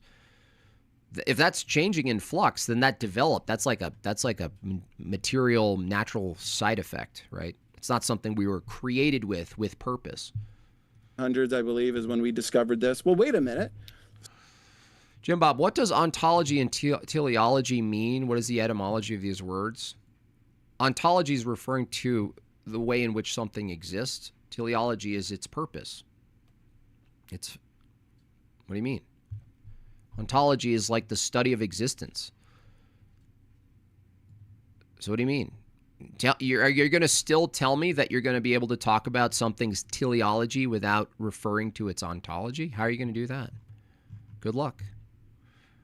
Coelacanths, according to the evolutionary model, have coexisted with whales, have coexisted with dolphins, but we don't find them buried together. Isn't that interesting? Or coelacanths. Stop doing all caps, dude. I know how to read. Okay? It's annoying. Your all caps doesn't make anything more true or less true or more seen or less seen. It's all the same letters. You don't need to scream in the chat. Okay? Ontology is not the way something exists. We're talking about ontology, existence, right? Now you're just being like semantic about words, okay? The branch of metaphysics dealing with the nature of being, existence, right? Being. how something exists. The study of how something exists, its being. What are you talking about, dude? You're about to get blocked for being a fucking idiot. Live with humans today, but we don't find them buried together. And so the best explanation, really, for what we see in the so-called order. No, ontology is not the study of dealing with something's existence. It's the study of the nature of its being, which is existence. No, you're just saying no. All right, ban him. Get him out of here. Get him out of here. You're done. You're cooked. Goodbye. So long. Farewell. No. Ordering of the fossil record is burial by very specific regions. We've had geologists on the channel who have worked in the field, and when they dig up fossils, they find mixed environments. Plants mixed with sharks, mixed with land animals. We see stasis. We see a lot of problems in the fossil record. And again, fossils are... Don't block him. He can call in and still be blocked. That's not a problem. He can go over to the freaking, if we reach 50 anyway, I'm not letting anyone call in unless we reach the goal. Because you know how that slows everything down. You just get some spurg yelling, talking, gish galloping. Yeah, you can call. Go to the Discord. Give them the Discord link. I'm sure there's plenty of people in Discord, including myself, who would love to put you in your place, sir. But it's boring. You're talking about metaphysics. You're talking about philosophy. Oh, let's argue about ontology. I have a different way of saying the word or saying what it is. Dude, this is like philosophy, like these spurgs who get so ridiculously rigorous about language. The ontology of something is, we're talking about its being. How it is. That's existence. How it exists. What are we referring to? Are fickle. It's low quality, low confidence science. And so, Matt, that's exactly five. Yeah, actually, that's a good question, Jonestown. If I asked the opponent if they know or not whether there were ever vegetarian sharks, because sharks, the way in which they exist, they have all of these functions. They have sharp teeth. They have predatory proclivities. They swim fast, They look mad and like they're smiling at the same time, like Mormons. Sharks look like Mormons. So you go, okay, were they always like this? No, of course not. They had evolved, Jim Baum. If you knew anything, 4,000 billion, quadrillion, trillion years, they were never sharks. What were they? I don't know. Proto-shark. Oh, no. What was before the proto-shark? Some sort of sea. Like, how they say whales? The only reason they think whales were some sort of land cow that made their way into the water over a long period of time is because of a blowhole. And to them, what looks like a shoulder socket in near their the back of toward their fin, and they're like, it's a shoulder socket or something. Therefore, it had legs. You're like, no, those things are actually right now functional. They help during mating. Oh well, no, but they developed to help during mating. Oh, from not that, okay. So they accidentally developed something that's remnant of a shoulder socket that then developed to help mating. Totally different function. I mean, it's just insane. 5 minutes, brother. You got 3 minutes. Go ahead. Not even a cow, but a deer animal. Was it a deer animal? Yeah. Matt, you might be on mute, but I'm sure James will stop the time. OTW Live, what's going on?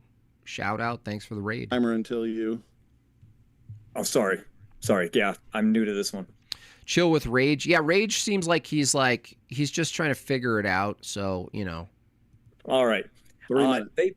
They mentioned that we don't make very good predictions, and evolution did. Actually, if you look into those predictions, you'll find devastating answers to those very things. Evolution has failed drastically when it comes to predictions. Stanley E. Salta here, who's a PhD and taught evolutionary biology, even mentioned he stopped believing in Darwinian evolution because of the failed predictions down the line. So you ask, why in the world does evolution? It predicts nothing. You're like. Could you predict if snakes grow legs? Could you predict if anything happens to anything other than I put a cow in the refrigerator, its hair will thicken up a little bit? Nothing. What would it look like? Well, what they've done is they've retrofitted the data. They taped the data after it already came out, and then they retrofitted it to make it look like evidence. And why do they do that? Well, easy. Let's go back to predictions. This is going to come up in the debate because they're going to say evolution, the model, predicts interpretation of data, but that's just confirmation bias. We're talking about, no, the mechanism that you're arguing evolution is. You don't go back in time and predict data in the past and go, see, things changed. No. The argument that evolution poses is that the claim, anyway, it's not even an argument. The claim it puts on the table is that over time, clades of things develop into not something that's not that anymore. That's a big claim. There's nothing about interpreting the data in the past that's going to tell you that happened, because you have to tell me how that happened. You can't just be like, it happened. Look, it happened. No, that's not evidence. Mormons had the evidence of evolution, but it was lost in the great apostasy, the damn corrupt church of science. Yeah. It was brought up earlier. Well, what about genetic similarity and homology? Holy cow! I earned this with my feet, on the street, covered in sheet. Ew, you're talking about street food where they prepare chicken with their little dirty Indian feet? Well, thank you for that very generous 25er. The very first prediction was right here, Ernest Mayr, in the early part of his life. He stated that the search for homologous genes would be quite futile in evolutionary close relatives. This was his exact statement. And he said, why? Because it would scramble the genome. Mutations scramble and change DNA. Therefore, we wouldn't expect genetic similarity if evolution was true, because over time it would have... Royal Society nerds were into Hindu metaphysics and process philosophy. Yeah. Unfortunately, I can't bring that up as an argument because it's a type of genetic fallacy, but it's wild once you look at it. Evolution is certainly parallel and consistent with Hindu metaphysics. Ever-changing cycles. I was a butterfly. It's like reincarnation, but it's like naturalism. It's like natural. It's like reincarnation, but for naturalism. Erase genetic similarity. Then in 1975, in the creation model, genetic similarities were actually predicted by ICR founder Dr. Henry Morris. He even said the same similarities are predicted on the basis of a common design purpose, and it may yet be determined that all living organisms exhibit underlying DNA level properties reflecting unified patterns of functional design. Then in 1978, they found the first Hox genes in fruit flies. The exact prediction that evolution said they would not find ended up becoming true. And they said no biologist had even the foggiest notion that such similarities would exist between genes of such different animals. It was inescapable and stunning. Now we know that genetic sequences form function. When you see a telomere on the end of a chromosome, that function is padding, and we know that, and now we can make predictions on that. So that is why the evidence looks like it fits evolution, because when they fail a prediction, they go, it's still proof for evolution. This makes it even worse, because what they have to say, just to translate this, is if it's the case that similar genetic sequencing produces similar function between animals that are not related, right?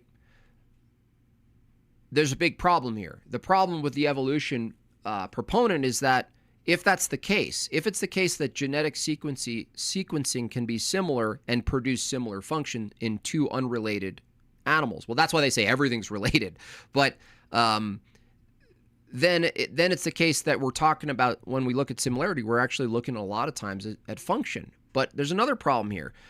If they argue that the genetic sequencing that produces similar function arises from random mutation, they're actually increasing the unlikelihood of evolution, because now you have to say two entirely distinct paths of evolution of two unrelated clades of animals develop the same genetic sequencing that produces the same type of effect, function, and that it accidentally happened, that two unrelated, right, Unrelated clades of things develop similar function in genetic sequencing, and they're not from each other.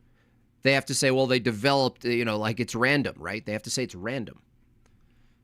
I mean, the same would be for phenotype. Forget the genetic sequencing, because that's genotype. Similar phenotype develops between unrelated animals, too. Hello? Do you see the problem here? If two similar anatomical things can be unrelated from the evolutionary view, then they have to argue that a random genetic mutation process that was totally accidental produced very similar anatomies. It can't be falsified. But then we go into the fossil record. Darwin predicted slow Darwinian gradualism. That's what it's called today. But what did we actually find? We found things all over the place. Disharmonious associations when we find warm tropical species mixed with ice age species. We find ghost lineages everywhere where they just arise out of nowhere, like cats. Where did big cats come from? We don't know. No ancestor. Same thing with bats. Where did they come from? We don't know. So what happened is we found a mess. It would have only taken one of these things to falsify evolution, but as you know, it's very plastic. It can fit anything. But here's where we really get into the nitty-gritty. Tracks are always found before the organism that left them, sometimes thousands or millions of years before. How could that be possible? We find trilobites leaving tracks in layers that they weren't even found in. They were found in upper layers. We say that that's because of a flood, that we can't trust the radiometric dates that they give. We find they put up the Archaeopteryx, but that's a temporal paradox. How can you say that there's such good evidence for evolution when we find them before the ancestor that they supposedly evolved from existing? We find bird feathers way before we even find dinosaurs. So the fossil record is quite a mess. They say it's interesting. Instead of finding the slow, smooth progression of the Laurel and Darwin had expected of the fossil record, bursts of change, new species appearing out of nowhere. That's what we really find. How about he brought up the therapsids? Did you know we actually found Cynodonte, which is lived before dinosaurs? There it is, guys. There it is. This is what they would look like. Guess what? Humans saw them. And this is crazy because cave art depicts what they actually look like. And the scientists are stunned. They have no idea how or why they could have actually predicted and seen these types of creatures. And then they went to the region and they found evidence that they lived there. So what are they seeing? They're not pulling up fossils and putting them together and saying, yep, this is what the thing looked like. But yet they drew the skin and color and the teeth exactly. There it is. There you are. I think I saw that at Joanne Fabric in the toy, like the little model section. What they look like? I mean, that's pretty incredible if you ask me. I like that one a lot. Grandma? Homology, that was actually a biblical creationist that came up with the homology pattern. He actually based it on the archetype, that there was an original archetype, and he built a homology pattern based on Genesis by looking at the sea creatures and birds first and then land animals next. And he called it structuralism. So in his book, you can see the structural pattern that he said, and he said you can follow the patterns all the way up into human beings. His exact words. When it comes down to it, if you really think about it, evolution is almost 100% purely homology, which is the state of having a same or similar relation, relative position or structure. You know why? Because people, you know what I mean? Like evolution proponents, you kind of grant them this distinction between phenotype and genotype, right? However, these are often physicalists. They're often naturalists. Everything reduces to physical things. So, why is it we grant them a difference between anatomical similarities and genetic similarities if genetic similarities are just really small physical similarities? So it's like, well, we're looking at the bones, and it's like they just make all of these like unique particular distinctions between genes themselves being small physical things in the body to larger things that are also physical things in the body that are similar to larger things which are bones that are similar, right? It's like where is this line drawn between these distinctions from their view? You know what I mean? It almost turns into, and this isn't a good argument because it gets into the weeds, but it's basically like a form of monism, like naturalism mixed with like a monist view, which is also very Hindu adjacent. which is everything's all just one big thing. You know, from their view, they can't even define what a species is. Do you know that? They can't even define objectively what a species is. Now, how would you argue from an evidentialist perspective that there's evidence supporting the claim of evolution that species over time change and produce something that they are not, if you can't even tell me objectively what a species is? That's crazy. That's like it's like arguing for something you don't think exists. Were the ideal original or fundamental pattern of which natural groups of animals or systems of organs have been constructed to modify, of which the various such animals or organs to be referred, meaning he's talking about God being referred. The archetype points to a deep and pregnant principle, some archetypal exemplar of which has pleased the creator to frame certain things of life. So taxonomy and cladistics and homology are actually all creationist. Time, Matt. We've got to jump into the open dialogue. So I'm going to up. So let's see how Eric and Tony differ, because I debated Eric in evolution before, and I believe he was obliterated and not prepared, because what I demonstrated in the debate, and I highly recommend the debate, it was exciting, it was pretty short and concise, right? Well structured, and what I produced out of Eric is that he doesn't have a scientific method to determine anything is causing anything. That's what he did. That's the route he took. I'm going to transition us in. As I do want to mention, folks, if you haven't seen it, as you can see at the bottom right of your screen, we have channel memberships. A lot of you guys didn't know we have channel memberships, but we do, and they're pretty epic. So if you check those out right now, we have 3 tiers. At the middle tier, the debater level, you get access to our members only playlist, including over Ultra Void $10. So many years now, but still no Jurassic Park, clone pigs and stuff, but they don't have my dino. They're never gonna give you your dino, bro. Never. Speaking of years gone by, we have 49 minutes, y'all, and 14 to go. Let's get the rest of those in before we close the borders of Jortlandia, please. Over 350 debates, some of which are our most controversial. What happened to Ryan? He still does some stuff. And or kooky topics like whether or not the Titanic sank or whether or not Bigfoot exists. With that, we're going to jump into the open dialogue. We've got the timer set for you gentlemen. The floor is all yours. Eric, if you don't mind, can we go back and forth a little bit on, because I think you made some interesting points in response to the Y chromosome.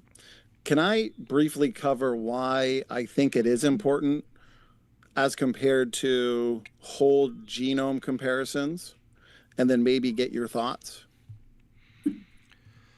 So even this stuff, if it gets all granular about this stuff, Donnie does a really good job with this stuff. Even me not being as well versed in this stuff, the only thing that's going to happen in the debate is my opponent's going to bring up things that are similar. That's it. That's it. So whether it's fossils or genetics or anything else, a nose, a arm, wings, feet, fingernails, eyeballs, doesn't matter. Go ahead, list all of the things, and that's gonna be how I frame the debate. I'm going to beat him to the punch to the audience in the way they're listening, and I'm gonna actually telegraph that everything he's saying merely points to similarities. Similarities do not establish cause, some sort of causal mechanism that does something. You can never make that jump. Go ahead. Okay, so why I think, and perhaps we can go back and forth on because I know there's some debate on just how similar humans and chimpanzees are when we compare the entirety of the genome, your uniparentally inherited DNA compartments, autosomal nuclear DNA. We got to consider Y chromosome, mitochondrial DNA, and biparentally inherited DNA. You said 98%. There was Jay Money looks like he's an Evo-tard in the chat. It doesn't tell me anything, actually. If you're going to argue that a human has a tail, right, that's your claim. That's your claim that a human has a tail. that just doesn't grow. It has a tail that just doesn't grow. That's your claim. Good luck with that. There's a recent paper that came out where you look at the supplementary material, and it's humans have 46 chromosomes and other great apes have 48. Before genomes were mapped, biologists predicted 2 ancestral ape chromosomes must have fused to end. That doesn't tell me anything. Again, what did I say? All of these people have is looking at similar things. It doesn't tell me anything. All you're saying is, look, similar things. Even if you accurately predicted similar things in similar places, it still doesn't tell us anything about the claim of evolution, which is to say, okay, how does it happen? How does it happen that a group, a clade, a species, over time through genetic mutation produces something else? Similarity doesn't tell you anything, bro. Because it must have. No, that doesn't tell me anything. That just says things are similar. So things are similar. Things are anatomically similar. Things are genetically similar. Some things are extremely genetically similar. Some things are moderately genetically similar. Now you're just looking, at this, right? And Donnie's going to go over this, why it's what you're saying is wrong. But even if it was totally accurate, it still doesn't tell you, bro. He's using ChatGPT, it sounds like it. Seems like when you consider everything, gaps, copy number variations, that we're looking at using a different methodology, it's actually closer to 85%. I'm aware of those. Okay. When you apply the exact same metric in that alternative sequence comparison, what you find is that a human only matches the reference genome of another human in the data bank by 93%. Right. So it's like, okay, if the number for us and chimp goes down, therefore we're not related. The other problem is always evolution proponents in regards to humans, because it is a very human-centric thing. It starts with looking at humans, let's face it. I know that Darwin looked at finches and he didn't know about genetics and all these things, but when it comes down to the philosophy, it's very focused on humans and apes and where do we come from. And, if you can figure out where we came from and you can hijack the origin story of humanity, you can hijack the telos of humanity. So you can't separate the purpose of humanity from its origin. And so that's the key element here, is that you're dealing with a history of people who have attempted to subvert the Christian paradigm of our purpose and our origin. Now, beyond that, notice how they always keep it in the framework of just human and something that looks like us. Okay, we got humans, and then there's Patrick Ewing. You know what I mean? It's like, dude, for evolution to be true, you have to go way before that. So if you're saying we branched off of these ape-like ancestors because of a similarity in a place of the gene, someplace in the gene, well, that thing that we came from, that you think we came from, had to come from something else. So where is this continuity? Where is it? No, we stop with apes. We don't go back further. We stop there. We're gonna link ape and man, and we're gonna link them, and we're gonna talk about that, and we're gonna totally la deep time. I don't want to talk about it. No, you're gonna have to keep tracking back. You can't. Just like Mormons. It's all very similar methodology. It's like you just claim something, and then you imagine a time in the past where it's consistent. And we're not related to humans. Altervoid, $5. I'm still pissed when I found out that we came from lava and Evo. Yeah, your superpowers are gone. Either. Right. I think that's a very fair point. Yeah. Also, even if it goes down between us and chimps, it still holds higher for us and chimps. Mike says that's evidence for evolution being one coherent system. No, it's not coherent. Obviously, you don't even know what coherent means, Mike. Than it does for any other two organisms between the two of us, which is still consistent with evolution. But go on to the Y chromosome. Okay, those are fair points. Firstly, the hierarchy stays the same. I agree with you, Eric. Chimps and humans are still going to be more similar to each other than they are to monkeys and fish and bacteria and so on and so forth. And very good observation you make. Also, when you bring in the gorillas, using that same methodology where you get the 85% in the supplementary material, it looks like intraspecies gorilla differences. J Money says, you can't just make stuff up. That's ironic. That's what evolution is. Have these discussions with people whom challenge your baseless. Yeah, I'm having a debate, you fucking retard, on Saturday, you dummy. I also have people call in and try to defend evolution. Would you like to be one of them today? Scientific fact, you're an idiot. Science doesn't produce fact, you moron. Let's get L's in the chat for this guy. L's in the chat. L's in the chat. L's in the chat. Loser.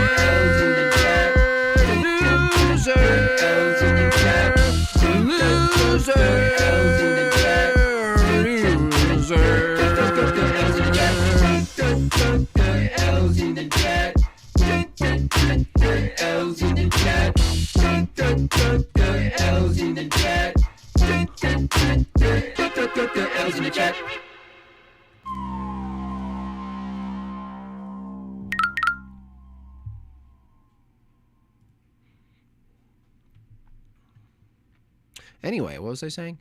Yeah, there's no such thing as a scientific fact, okay? Science assumes facts and regularity. They can't prove those. Science relies on the assumption that there are fact, law-like things that you call fact. And then science deals with causal likely relations, which are not factual. They're actually inductive. Induction doesn't produce facts, J-Money. You capitalizing peer-reviewed doesn't do anything, dummy. Science is peer-reviewed. Really? And confirmed through being put to use, making accurate predictions and doing real work. You've said nothing. What do you make, bumper stickers? You've literally said nothing. Did you know that false models can produce accurate predictions? Do you know that? So let's remove that from your thing. You know, peer-reviewed is useless without an experiment, so we can remove that. Real work, because there's no experiment. Real work. Tell me, J Money, what's real work in science if it's not an experiment? You tell me one alternative that's real work. You would get wrecked, dude. I dare you to call in. I dare you. Oh, I dare you. 13 more, 39 minutes. Are about 15% as well, 85%. And so it's not... It capital does, though. Science is how you're on the internet. No, that's engineering. A key argument that I use, because it does come down to, and I think critics such as Gutsa Gibbon have made fair points on the issue that, okay, if we're going to go with the 85% number, well, now we have to admit that humans within themselves are 93% in some circumstances. What's the number? It's Discord. Go into Discord. Circumstances, and then gorillas within themselves are 85%. What the Y chromosome thing? Right. Okay. So with the Y chromosome, this is why I prefer to focus on the Y chromosome. It's uniparentally inherited DNA. It's passed on the father's side, as you know. Here, look, watch this. Watch. A little simple thing. J Money, let me ask you a simple question. A conclusion that passes peer review, could that whole thing be wrong? Is it possible? Is it possible for something that's posed as a scientific thing that passes peer review? Is it possible that that's wrong? Yes or no question. Reach the goal so blood can be spilt. Yes. Peer review is just an appeal to the masses mixed with appeal to authority. Yeah, it could change, right? It changes. And therefore it lacks, for the most part, recombination, right? Because it doesn't have any chromosomal counterpart to recombine with and shuffle genes and so on and so forth. And so one might think that it's more stable, but yet, to the surprise of scientists, I'll focus on this visual here because I think for the audience, it's helpful to have a visual representation.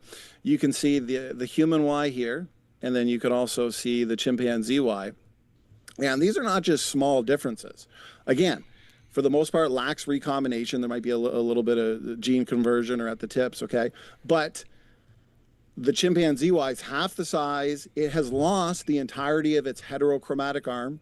Heterochromatin is this densely packed kind of DNA that comprises largely repetitive sequences like satellite DNA. And so you can see on the image, it's color-coded. You're light gray, heterochromatin in humans.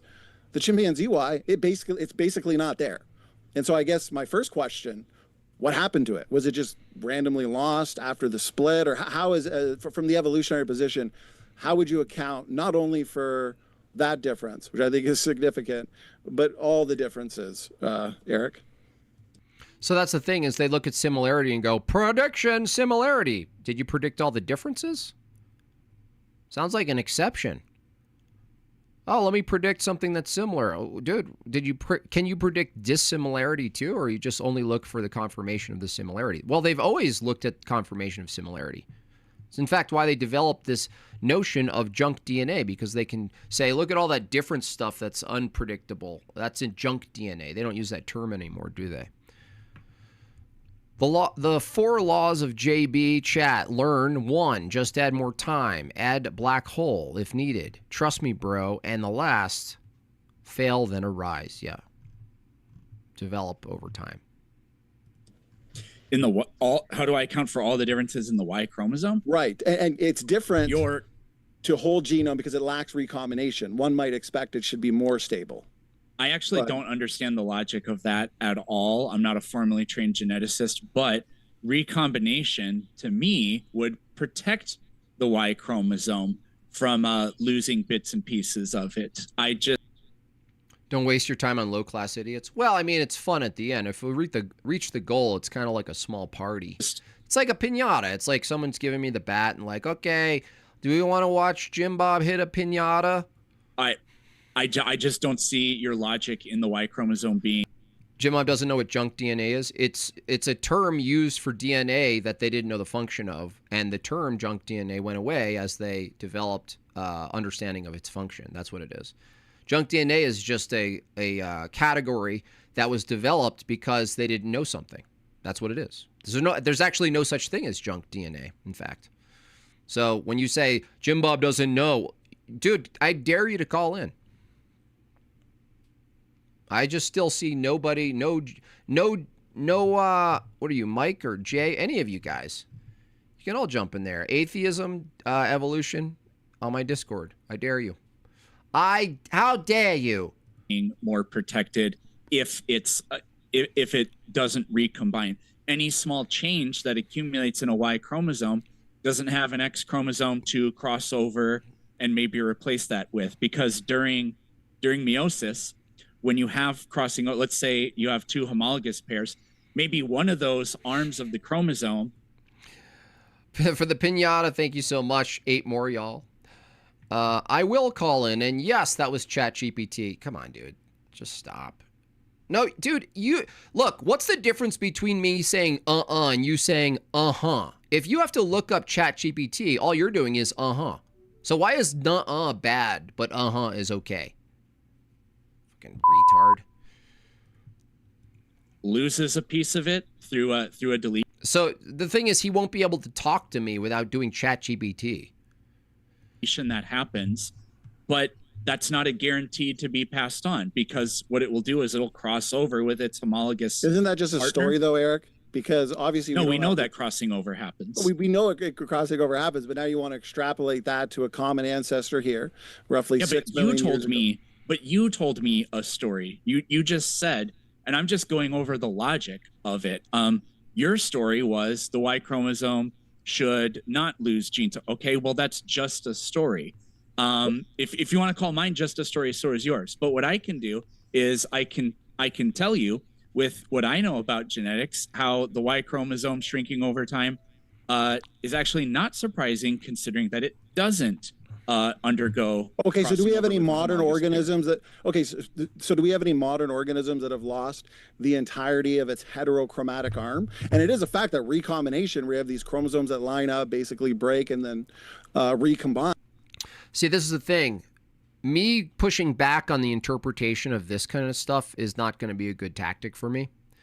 A better tactic is grant what I can grant and just go, cool, make the bridge between that and this process that you don't have an answer for, where entire clades of animals branch off over time into animals that they aren't. And I'll take an example, right? Does he believe the whale, as we know it, was once a land animal that became not that? Yes or no? Yeah, he believes that. Cool. Show me evidence of a process, because you can't just say it happened. You have to say it has to happen in a specific kind of way. So how does that happen? I want to know evidence of how it happens. See, this is the problem with debating evolution proponents. You can't argue, show me evidence that it happened, because evolution is a specific claim about point A to point B. I want to know evidence of how it happened. And that's the angle I'm going to take. That it happened, that's not important to me. That's just claiming that something happened. I need evidence of the claim of how it happened. So that's the distinction here that most people I think most, at least in the evolution debates I've seen, that they don't ask this fundamental question that's very specific to the claim. Don't grant them the page turning. Look, on the title of evolution, page 1, and you're like, can you show me the words of page 1? And they're like, we don't have words. We just get into the chapter titles. And then in page 2 is consistent with page 1. And you're like, yeah, but you need to tell me how this happens. How this happens. To form new chromosomal combinations quickly, that makes things. Sorry to keep stopping it. Sorry, Mike, Def Leppard. I swear your bleep reminds me of Jesus Chat Lane, Leroy Sinclair episodes, the original YouTube trolls trolling. It's a funny bit. Things a little more messy. Okay, so maybe in some instances, but I am curious. Heterochromatin. Is there any any examples you can point to today in order to extrapolate here how the chimp lost the entirety of its heterochromatic arm? Have we seen that in species today that we've sequenced? That's possible. I don't know of any specific examples, but what I can do, I can point you to a mouse study. It's actually not a new study. For some reason, I had never heard of it until recently. I'm scrolling through to see if I can find the actual paper for it so I can tell you about it. Let me just do a quick Control F here. It's published in Nature. It's called Rapid Chromosocial Evolution in Island Mice. Island mice. Island mice. Now, it's not a specific example of the heterochromatin or whatever that was region. That's just a very niche one that I haven't heard of. But what they've found is these mice have undergone dramatic reductions in their overall chromosome numbers. Mice normally have, it's the house mouse, they normally have 40 chromosomes, but there are populations of mice on this island where of them have only 22 or 23 chromosomes. Now, I haven't been able to look into it specifically here to see exactly how much reduction in the actual genome has occurred, because we're talking about a karyotype number here. But dramatic, and I can actually share my screen here real quick. This is just a quick snippet of it. Bro, just show me the land whale. What is this? What is this? What is this? Story time? What is this? What is this? Curious George and the case of the land whale? What are we talking about here? Oh, look at the mice. Why is that relevant? Mice? We're talking about humans. Oh, look at the mice. Look at the things. Those things are similar. Look at all these similar things. I think that's my approach. Is that what we'll hear tonight is a whole slew of things that are similar. Oh, look, this is similar. This is similar. I'm not interested in what's similar. I'm interested in the evidence that evolution, which is claimed to be a biological and genetic process that causes A to become B over time, that causes something to happen. I'm not interested in that it happened, the claim that it happened. The argument for evolution is a how question, not that. So, you know, screw you guys. You know what I mean? Cool it with the anti-Semitic remarks. I wasn't even talking about you. That's what's crazy. That's how paranoid you all are. You know what I mean? It's like you can't even say anything these days. You can't say a damn thing these days. Ugh. I want to talk about the land whale, honestly. 47 to 50, y'all. Off topic. You should do a 12 Days of Christmas with Richard Dawkins animation. That would be funny.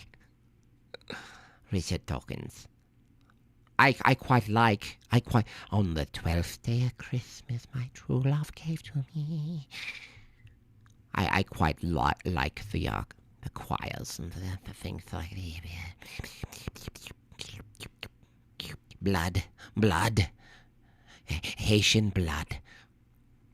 Imagine all the funny stuff. Yeah, seriously, that's funny. He's really getting old. I kind of want to let him die in his own gracefully, you know. Wet whale, dry whale, wet whale, Dr. Seuss, pretty much. Yes. Yum, yum. A tenor from Murdoch. If evolution were true, wouldn't the fossil record be littered with David Cronenberg's Brundle flies? Where are all the transitions that went sideways? Yeah, that's true. There's so much other stuff that would be there. Now, keep in mind, Murdoch, that it's not true that fossils only preserve vertebrates. However, meaningful fossils that you could examine from the evolutionary perspective are going to be vertebrates. That is to say, they have a central nervous system and a spine and all this stuff. But did you guys know that vertebrates, the ones with the spines, make up only like 5 or 6% of all animals? So, I mean, most of their cases are pointing to that particular category, and they're making a claim about the sort of universality of flux change of clades in different animals. Right? That's what they're looking at. It's mostly driven by bones, structures, this kind of stuff. Because you really can't study much otherwise. But keep in mind that that's crazy. Like how minimal your sample set is.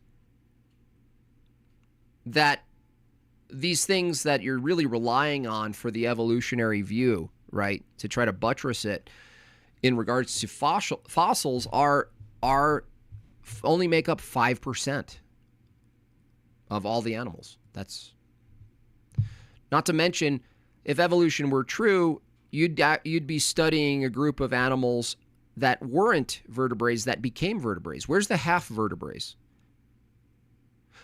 If you find vertebrates preserved in a fossil, where are the half-developed spines?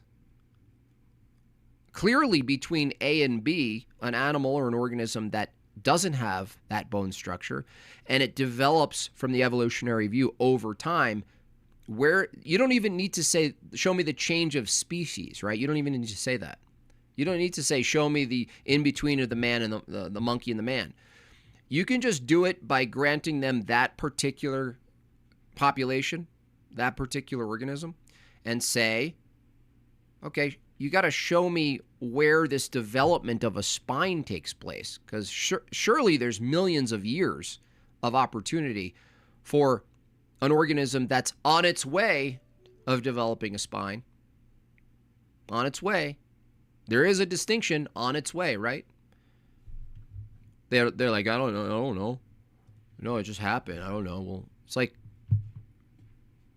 I think it's kind of a mistake. It's good rhetoric, but it's like, it kind of gets them off the hook here when you say, show me just the in-between man, ape and man. Why stop there, dude? Show me the in-between of fossils between what you call ape or chimp and something that you're supposing came way before that. Why do you get to bracket chimp, ape, man? Why are we looking at it from this perspective? Evolution is this perspective, not this perspective. Ultravoid $5. Can you please stop trying to break my dreams that one day in a few million years that my son's purple Barney suit pictures become evidence for Evo? Yeah, I'll stop. I'll let up a little bit. Okay. Print me the yeah. They need a proto everything. They need a proto spine. They need a proto liver. They need a proto heart. They need a proto lung. They need proto everything. And then they point to things and they're like, "See, that's a proto thing." Yeah, that's tissue that operates similar to a lung, but there's no evidence that that can turn into a lung. That just shows, once again, things are similar. I think I'm gonna lead with that. And then honestly, I think I can get the chat also behind it by making it a meme.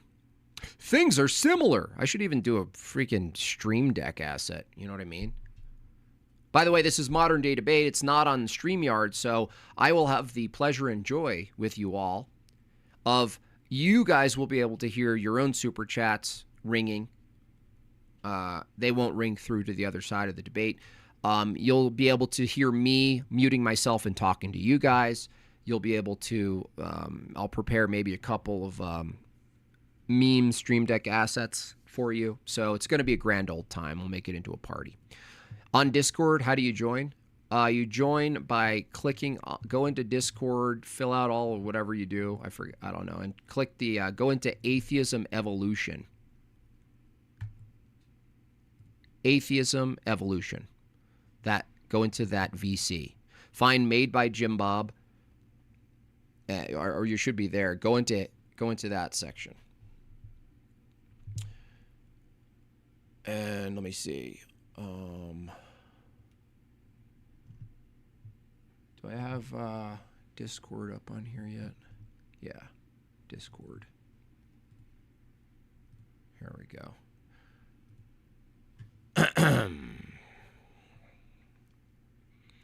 Tell us about how a whale used to be a deer on the side of the curb. It decided to put its feet in water. It drank a little bit of salt water too. And then one day it was fishing for crab and it decided to eat some small fish. And then the grandpa was like, why don't we take a trek in the middle of that ocean? It'll take 50,000 years to just get rid of our ears. Maybe we can develop some way to go underwater for a long period of time and come up out of breath and we'll be okay. Don't get me started on how you're gonna mate underwater. We're used to doing it doggy style in the middle of the woods. I'm gonna chase a female around like I'm a seal, even though I haven't developed anything else. I'm gonna have sex underwater. This is how we evolve. Anyway. Thank you. Thank you so much.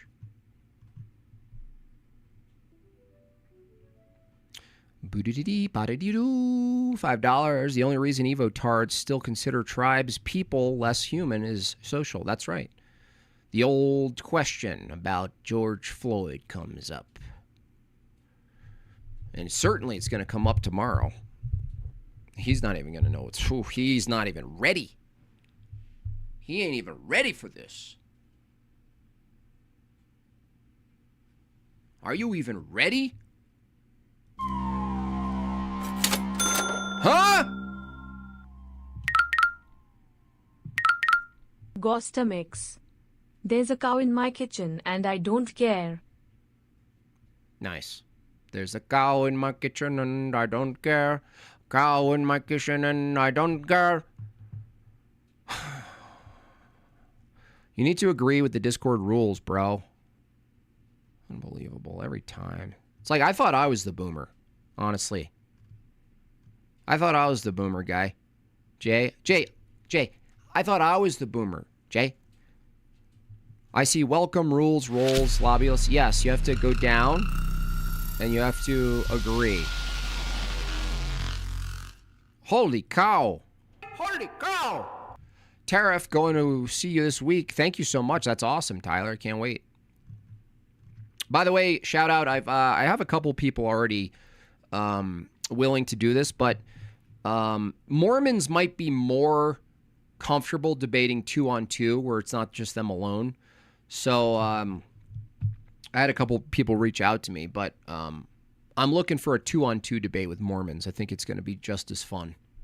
Thank you, Suzanne Griffith, for that. I really appreciate that. I rock lobster. I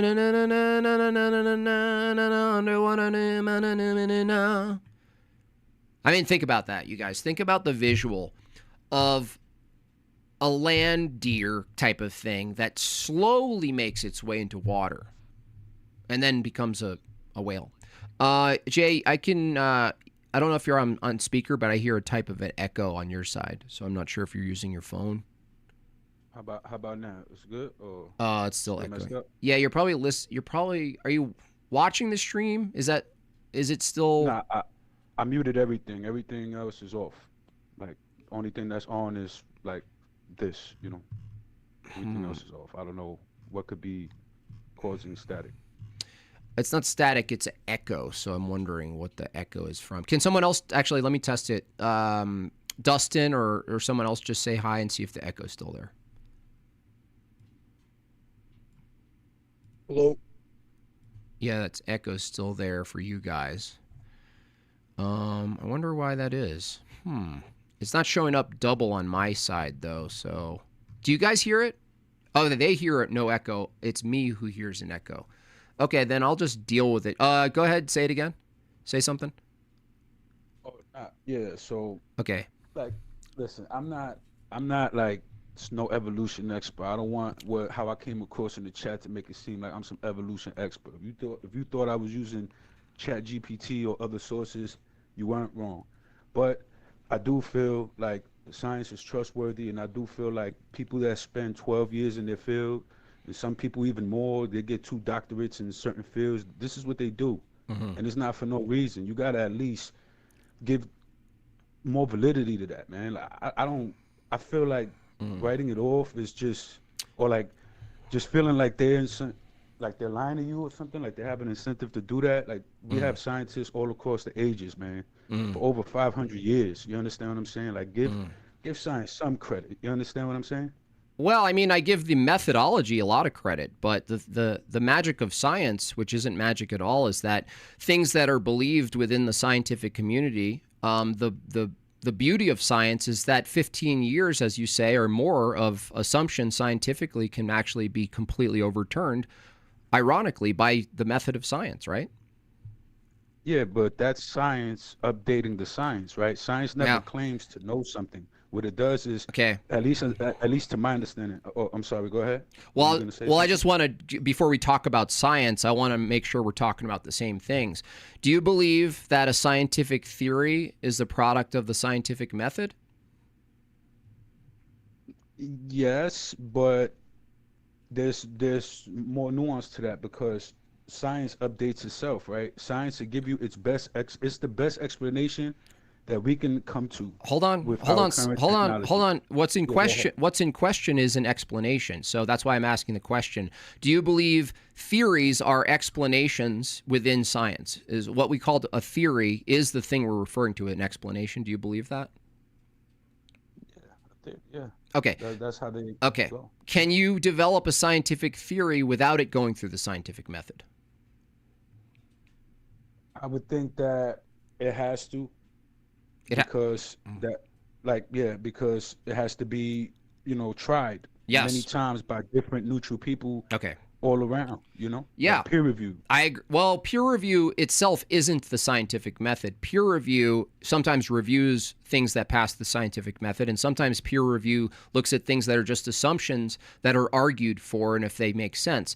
The difference I'm posing is that I hold a view that's strict to science. I'm actually the science affirmer, which holds that the only arbiter between two theories about natural claims is the scientific method, which is an experiment. And so evolution, my first contention with it is, I don't care how long people have been going on the narrative because it gets funded. You know what I mean? So if there's funding for a narrative, they'll fund it. I'm not arguing some conspiracy theory. I'm just saying things get funded. So what? My argument is, Jay, is that it doesn't make it through the scientific method. wouldn't the first place to look to see if evolution is scientific is to see if it makes its way through the scientific method? Don't you think that's fair for me to ask? Yeah. Okay. Definitely. So what I'm claiming, and no evolution proponent has been able to refute this, is that evolution, as it's argued, doesn't make it through the scientific method. Okay, so, all right, like you see, like I said when I started off, I'm no expert, so I would have to like look into that, and I will. You know what I'm saying? I'm open-minded to this stuff, but it seems to me like there's this ongoing thing among, especially theists. You know what I'm saying? That it's like they trying to punch back at science as if this is a fight, but the only fight this is about information. Like science has no dog in the race other than just learning what everything is. It's just giving a neutral account to what everything is. No. There is no account that's neutral.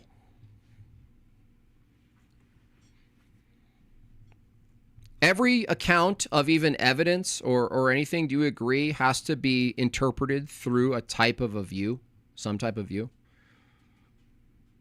To a certain extent, like there's a point in time where the data is just the data. Nope. Right? I mean, you can't. Hold on. Does data needed to be interpreted? For sure, but the thing is, like, we would have to, like, in certain aspects, we would need to literally invoke denial. Like, there are people I've had conversations with that they just straight up are in denial about science. Like, I got it recorded. I would play it. You know, if I had the time, I would play it. But this guy said, "I don't believe science. It's fake. It's all fake. All science." Well, I'm not. You're not talking. You're not talking to that guy right now. You're talking to me. No, I know. In order for someone to deny science, they'd have to be denying something specific, right? Not conclusions necessarily, but science is a method, right? The whole thing. I would, if you want, one day later, some of the time, I'll let you hear it yourself.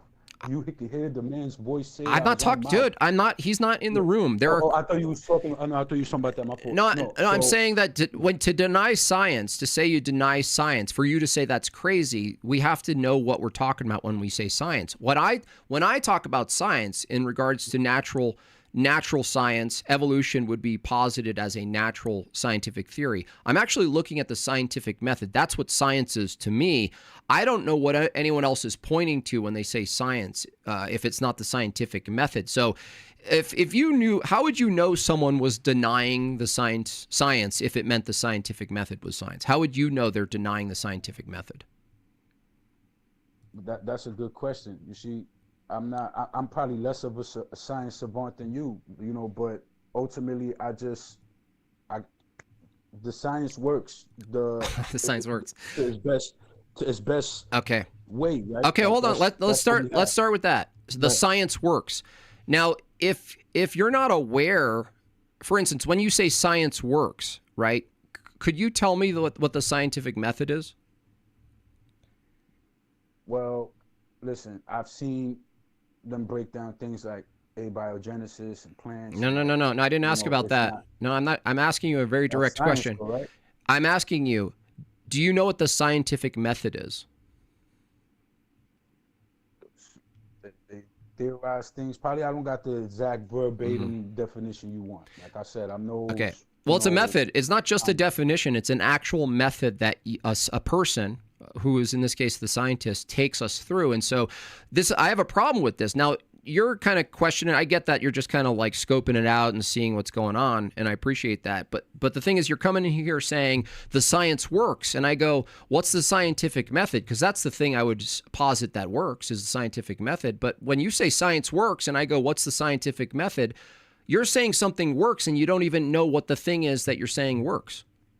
No, that's the thing. I don't have the eloquence verbally to like deliver that to you, right? I got it in my mind, but I don't know how to like. There's terms, like you said. There's a definition. Okay. Specific things. Okay. This is what people go. Okay. Let me tell you what it is. Okay. In natural science, the scientific method starts with an observation in the world. So you look at nature and you see a phenomenon. The second question is the question, what causes that thing? So in evolution, we look at, like, let's say the evolution proponent says, I see variation in species. And I go, yeah, me too. I see that observation. And they go, and I ask them, okay, is it fair to say, to ask what causes the variations in species? And they go, yeah, that's why evolution is for. And I go, great. Let's move through the scientific method. So we observe variation in species. Cool. Diversity in life. Great. We agree on the observation. Now let's go to the second part of the scientific method, which is a hypothesis. What causes the variety, the variation in nature? What causes all of these varieties? That's where the evolution proponent escapes. They leave, or they freak out, or they call me names. The problem with evolution is that it can't even make its way because it doesn't even have a viable hypothesis. That is to say, what they think is causing variation, they have no access to.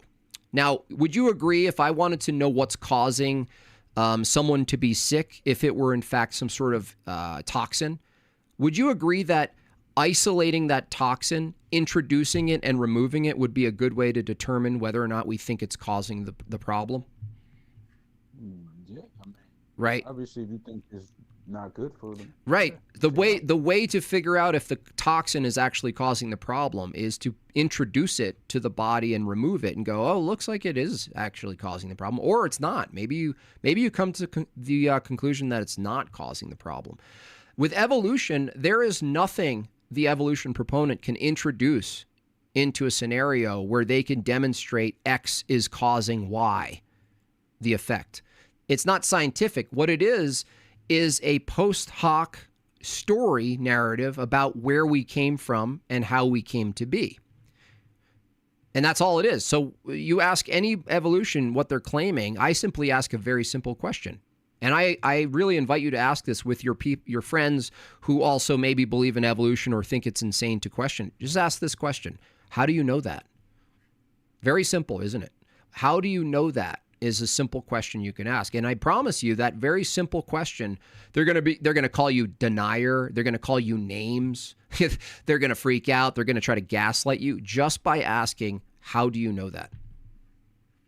I mean, that's definitely something to do. I'll take all of that in, and like I said, I'm no science expert. I really called in because a lot of your people in the chat was talking about, oh, you don't got the balls, call in, blah, blah, blah. I do this. I'm no funner, and I will gladly call in again at another time. Sure. And look into this. You know what I'm saying? My thing is, it's all respect. You know what I'm saying? I like what you're doing. Thanks. I look forward to the debate. You know what I'm saying? And cool. I got to get to work right now. All right, Norris. You be well, champ. Okay, thanks a lot. I appreciate that, Jay. Anytime. Well, W in the chat for Jay calling in. Appreciate that. For sure. Yeah. Anyone else who's a Evo proponent here? Unmute. Unmute, Evo Tard. Unmute. Anybody? Mike, is that you? Mike? Are you the Mike in the chat? Mike B? Mike? Nobody? Yes? Hey, what's good, motherfucker? Hey, yo, I'm a philosopher and shit. Oh, stop. Get out of here. That's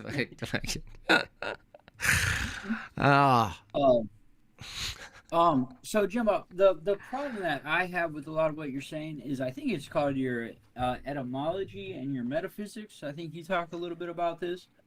So how do we know what a fact is, Jimbo? A fact? Well, I think what we constitute a fact as is something that's regular and law-like that we describe.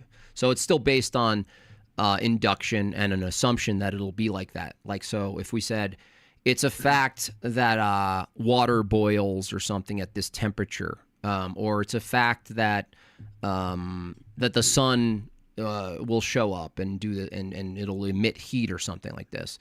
We can say that these regular things that are law-like are facts. They're not scientific facts. Adding scientific to the word fact is kind of useless because science is post-assumption of facts. Well, so water does have a boiling point. That would be a fact. So my point is that oftentimes when we're talking about this, you bring up like inductive reasoning, which is not fact, right? That's more of an assertion. And so then we say, well, what's even a fact? Yeah. You have to talk about how you interpret it, and it's like, no, anything that you're pointing to that is not a fact, like, so there's a problem with the data or there's a problem with interpretation. Yeah. Those aren't facts. A fact is something that we know for 100% certainty. And it sounds like in your worldview, you reject facts. Is that right? I reject brute facts. I would say. What's a brute fact? There are no brute facts. Brute facts I reject. That's what I'm saying. Brute fact is something that is self-evidently so. It's just granted that it is the case. So, but can we know something for 100% and it will always be true from now till the end of time? That's a fact. Not without God. Nothing that's empirically based only. Not something that's just like in the world. Okay. Hold on, dude. You're interrupting. So if we look at the world and we say, let me describe this thing. So the definition of a fact is a thing that is known to be proven to be true. So you might say there are propositional facts like 1 + 1 = 2, but we're talking about science here. We're talking about nature. So I want to make sure we distinguish when we're talking about nature and science. We're not necessarily just talking about mathematical propositions. Do we agree? Well, do you agree that 1 + 1 always equals 2? That's something that we know forever will always remain true? Yes, so long as the values for the characters 1 remain and the values for 2 still mean the same thing, because those are symbols. Okay, so then it sounds to me like you do concede that there are such things as facts in the world, whether it be wait, hold on. In the world, that's why I want to distinguish this. When you say in the world, you're talking about the natural world now again, right? Yes. The natural world has facts. Hold on. No, facts are not found in the natural world. But what do you mean by that? Facts are not found in the natural world. A fact is a conceptual thing. There's no fact you can hold and touch and weigh, right? That's not true. You can weigh something. No. Yeah, you can weigh a rock. That's a rock. Is a rock. Just stop. Can I answer the question? No. I got to stop you. You just said you could weigh a rock. Is a rock a fact? You asked me if there's a fact in nature, and I said yes, there are facts. You can weigh a rock. You can weigh something to determine its weight. Hold on, we're talking past each other. The description of the rock being weighed conceptually, that's what we're calling a fact. I'm saying materially, like an apple exists. You could go out and find an apple. Yes. Okay, that's physical, right? Yes. I'm saying a fact, you can't find a fact physically out there. A fact itself, just a fact. There's a fact out there, like an apple. It's a fact that the tree grew an apple, right? Oh, dude. Yeah, I understand. That's a conceptual proposition about the nature. That makes my point, which is when we talk about facts, we have to distinguish whether we're saying statements about the natural world and not just metaphysical truths. So... well, let me ask you this then: is it true that the tree grew an apple even if I don't observe it or a human observes it? Without the observer, is it still a fact? Yeah, it's facts. I would hold that facts, because they're conceptual and abstract, have to be grounded in a mind. It doesn't have to be. It's not the human mind ultimately, because that would still be true, I would argue, without humans around. But the problem with that that actually necessitates a mind. So why does it necessitate a mind? I'll tell you why. Are facts conceptual or abstract? Facts are like they're a status of the natural world. No, hold on a second. Status is a concept, right? So I'm asking, is a fact material or abstract? Well, it's an observation of the natural world, but you can have facts like. Oh my gosh, dude. Okay, dude. A fact, right? You're saying there's a fact that exists without an observer, right? If a fact is a proposition about what's being observed, right? Do you agree that a fact is a proposition about what's being observed? No, because you can have facts regardless of the person observing it. That's my point. Dude, look, you're not answering my question. You're not listening. I'm not understanding it. Okay, if you don't understand, just ask me to restate it, though. Don't ask a question I didn't ask. Answer a question I didn't ask. I asked you, is a fact a statement about a state of affairs? No, a fact is like it's a part of the natural world. Oh wait, okay. Is the natural world physical? Yes. Okay, tell me where the fact being a part of the physical world is physical. Well, I see what you're saying. So, but you can say like a tree is growing an apple, right? That's a proposition. that has to do with the observer. But even if you take the observer out, the tree still grows the apple. Yeah, that means that there's a universal thing called a tree, right? That means universals exist, right, in a particular way. So that's why I'm trying to get you to understand that when we talk about what exists, dude, you're interrupting. When we talk about, shut up, dude, stop. I just let you say something. Right there to clarify. Dude, no, I'm trying to. There is a natural world. Do numbers exist? Right? Do numbers exist the way an apple exists? Do numbers exist the way a natural? Well, okay. I don't know. That's a good question. Okay, cool. That's what I'm trying to get you to understand is that if you say one, dude. Oh my gosh, dude. But there is a natural world, though, Jim Bob. Yeah, that's wait, no. Hold on a second. The natural world is not conceptual. Yes, it is. To say the natural world. That is an abstract description of what you see out there in the world. The natural world is metaphysics. Well, but the natural world is not something that is made up in our mind. My point. It exists. It exists regardless of an observer. Would you agree to that? Yes, the natural world, the thing we're referring to, the referent, right? What we're calling the natural world, physical reality, because no matter what, we're going to be using an abstract term to describe what we're looking at. Physicality, let's say, the most basic way of looking at it. Physicality outside of us, that exists in a particular way. What I'm pointing to is when we talk about facts, if you said 1 + 1 = 2 is a fact, does that fact exist identical to material?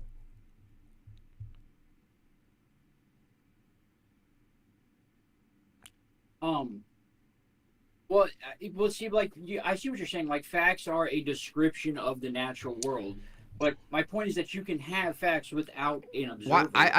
Why can't you answer a simple question? I asked you the proposition, the fact that 1 + 1 = 2. Yes or no? Does it exist as matter in the natural world? I guess so. Yeah, I guess so. Really? What does it look like and smell like, and what's the form of it? Well, does length and distance exist in the natural world? Oh my gosh. Every time I ask you a question, you ask me a question back.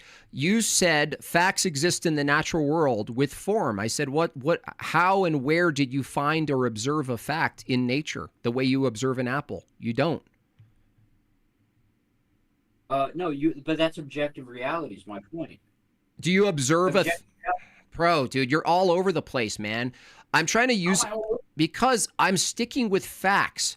Does a fact 1 + 1 = 2? That fact, right? That's a thing called a fact. 1 + 1 = 2, right? Do we agree with that? Yes. Okay.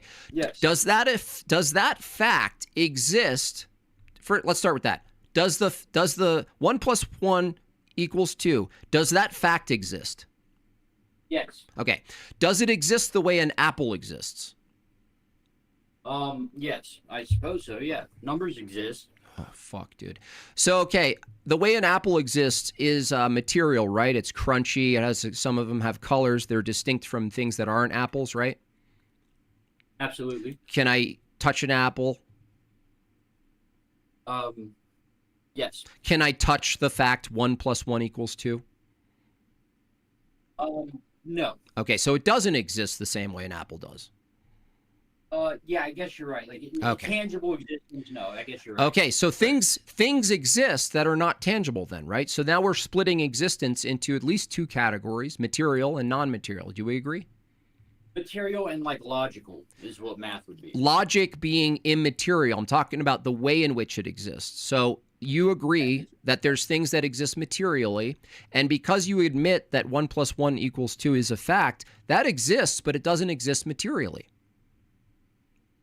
Sure, but you can represent it. I would say, I think that's an important caveat. You can represent it in natural world reality. Yes, it'll map onto nature and the natural world. I agree, but it's not identical to the natural world, right? Maybe, I don't know. I'd have to think about that. Okay, so so if there's two distinct categories of existence, immaterial and material, the material category can't account for the immaterial. The material category, trees, rocks, grass, they can't spring forth the immaterial category, right? That doesn't make sense, right? Yeah, I don't think so. I don't know. Maybe you have to. These are deep, complex questions. I don't know. Well, I can't think of it. Well, it would sound crazy if someone said a tree grew 1 + 1 = 2, right? It wouldn't grow a concept, right? A tree wouldn't grow a concept, right? Yeah, but you can also measure a tree, and then you have. Measurements are also not like an inch exists, right? The concept of an inch exists. Yes. Okay. An inch isn't found actually in nature, but an inch is conceptually used to map up against nature and say, look, that stick is an inch, right? So what we're talking about here is they're based in reality. This reality is based on a material reality, and then there's also an immaterial aspect to it that we wouldn't say is the same as the material aspect. We both agree on that now, right? Yeah, but I wouldn't say that like the numbers are like a world of itself. Like these aren't equals. You know what I mean? Well, what's the point? The point is, are there any concepts that are absolute? That are absolute. Well, I think facts are. I think the past is absolute. You Okay. can't change the past. Okay, right. And you can't actually access the past in the material world, right? That's true. Okay, so now we have the concept of a past that is absolute. A past happened, right? So would you say truth is absolute? So I think this gets to it. Like truth is a collection of facts that point in one direction. You arrive at a truth through observation. Okay, hold on. If you arrive at a truth through observation, doesn't something have to be absolutely true about the process? Well, I said facts are. The facts are. Hold on. If facts are the product of a process, and the fact is the truth you're getting to, doesn't it have to be something has to be absolutely true about the process now to get to the fact? That's what I was getting to you about. Like, so you're going to say, like, the observer has some issue with the way that they categorize. I'm saying no issues. They categorized it correctly. Okay, then it here. I'll ask in a different way. Do we discover truth or fabricate it?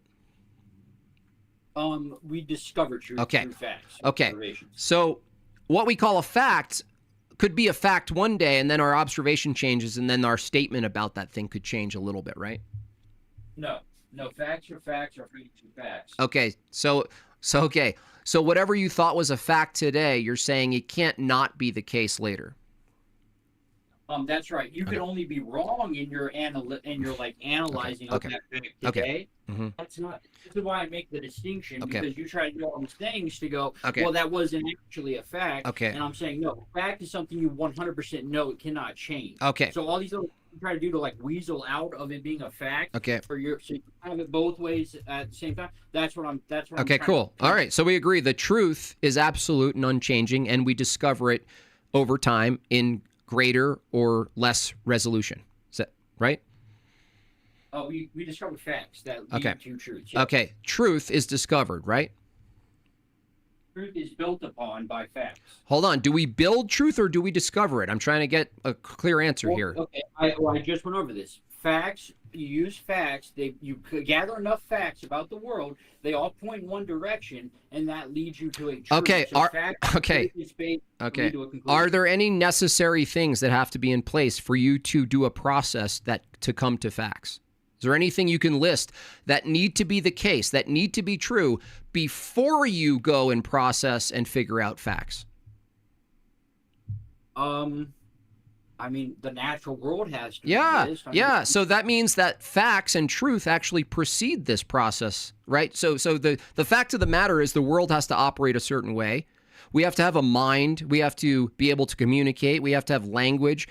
So there's a whole slew of things that need to be true, capital T true, before you can do this like empirical analysis of the world. The world has to exist a certain way. That's fair enough. So what I'm pointing to is that if it's true that the world has to already exist a certain way before you start building upon facts, that means there's something capital T truth that precedes this process. For instance, do you believe there was a time the world existed before humans existed?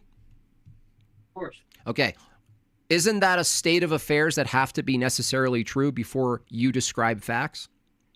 Yes, and this gets to the point that I was saying about the observer. The observer, natural world, objective reality can exist without the observer. This was my whole point. One step at a time. If there is no observer, we both agree there is a past. From your view, there's a past that exists before man can observe anything. And you're saying there's a capital T truth about that past, right? I don't know what you mean by capital T truth, but there's objective reality without humans. That would be a true statement, right? Objective reality, right? That's what I'm making synonymous with. It's true that the world existed in a particular way in the past. Yes, objective reality. So then truth itself exists in a particular way before humans. Yeah, I guess so. Okay. It depends on, if we're using truth different than I used earlier. Hold on. If there's a past and the set of operations that there's something true about that past before humans come on the scene, then you agree that truth has its own type of existence before humans discover it. Define truth. Define truth. Let's look up the definition of truth. Well, I'll just define it from your view as that there's a state of affairs and it doesn't violate the law of identity. So truth is defined as the quality or state of being State of affairs. With fact That's what exactly I said. So that's what I said. So if that's I'll go with that. I don't actually hold that view, but I'm going to grant it because your view, you agree that there's a state of affairs that exists before humans can actually use language to describe it. Now, reality. Yeah. Yes. Now, okay. So truth, we agree that truth, just like 1 + 1 = 2, isn't identical to the way in which an apple exists. Do you agree that truth itself, conceptually, also doesn't exist the same way a planet, let's say, exists? No, truth is by definition reality. Dude, So listen. There's no physical thing a million years ago on the earth or in the sky called truth, right? No, but it's true that a planet existed a million years Okay, ago. so there is truth that exists in a particular way a million years ago. It was the true. Yes, but that's because. Okay, stop. reality. One at a time. Just I'm giving you no. my answer. You keep describing. I already granted you that it's reality. I'm asking you a question about its ontology. So if we agree that a million years ago on this view, there were all these planets, but before we had names for the planets, those objects existed in a particular way. They didn't turn into not themselves. The law of identity maintained. So I simply got you to say, yes, the truth existed in that reality, right? And we agree. No. Is truth found itself in a thing called the planet?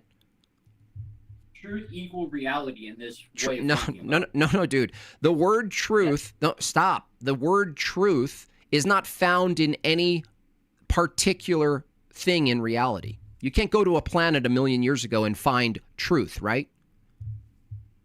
No, you find the planet that you're calling reality. Holy shit. Dude, there's nobody there to call it a name. A million years ago, there's no human beings. We say that there's a truth of that reality. There's a truth of that reality. It operates a certain way. The thing we're calling truth is not identical to any particular item in that reality. It's a universal. No, if truth is reality, then you've just gone back on the idea that 1 + 1 is conceptual and not material. You're all over the place.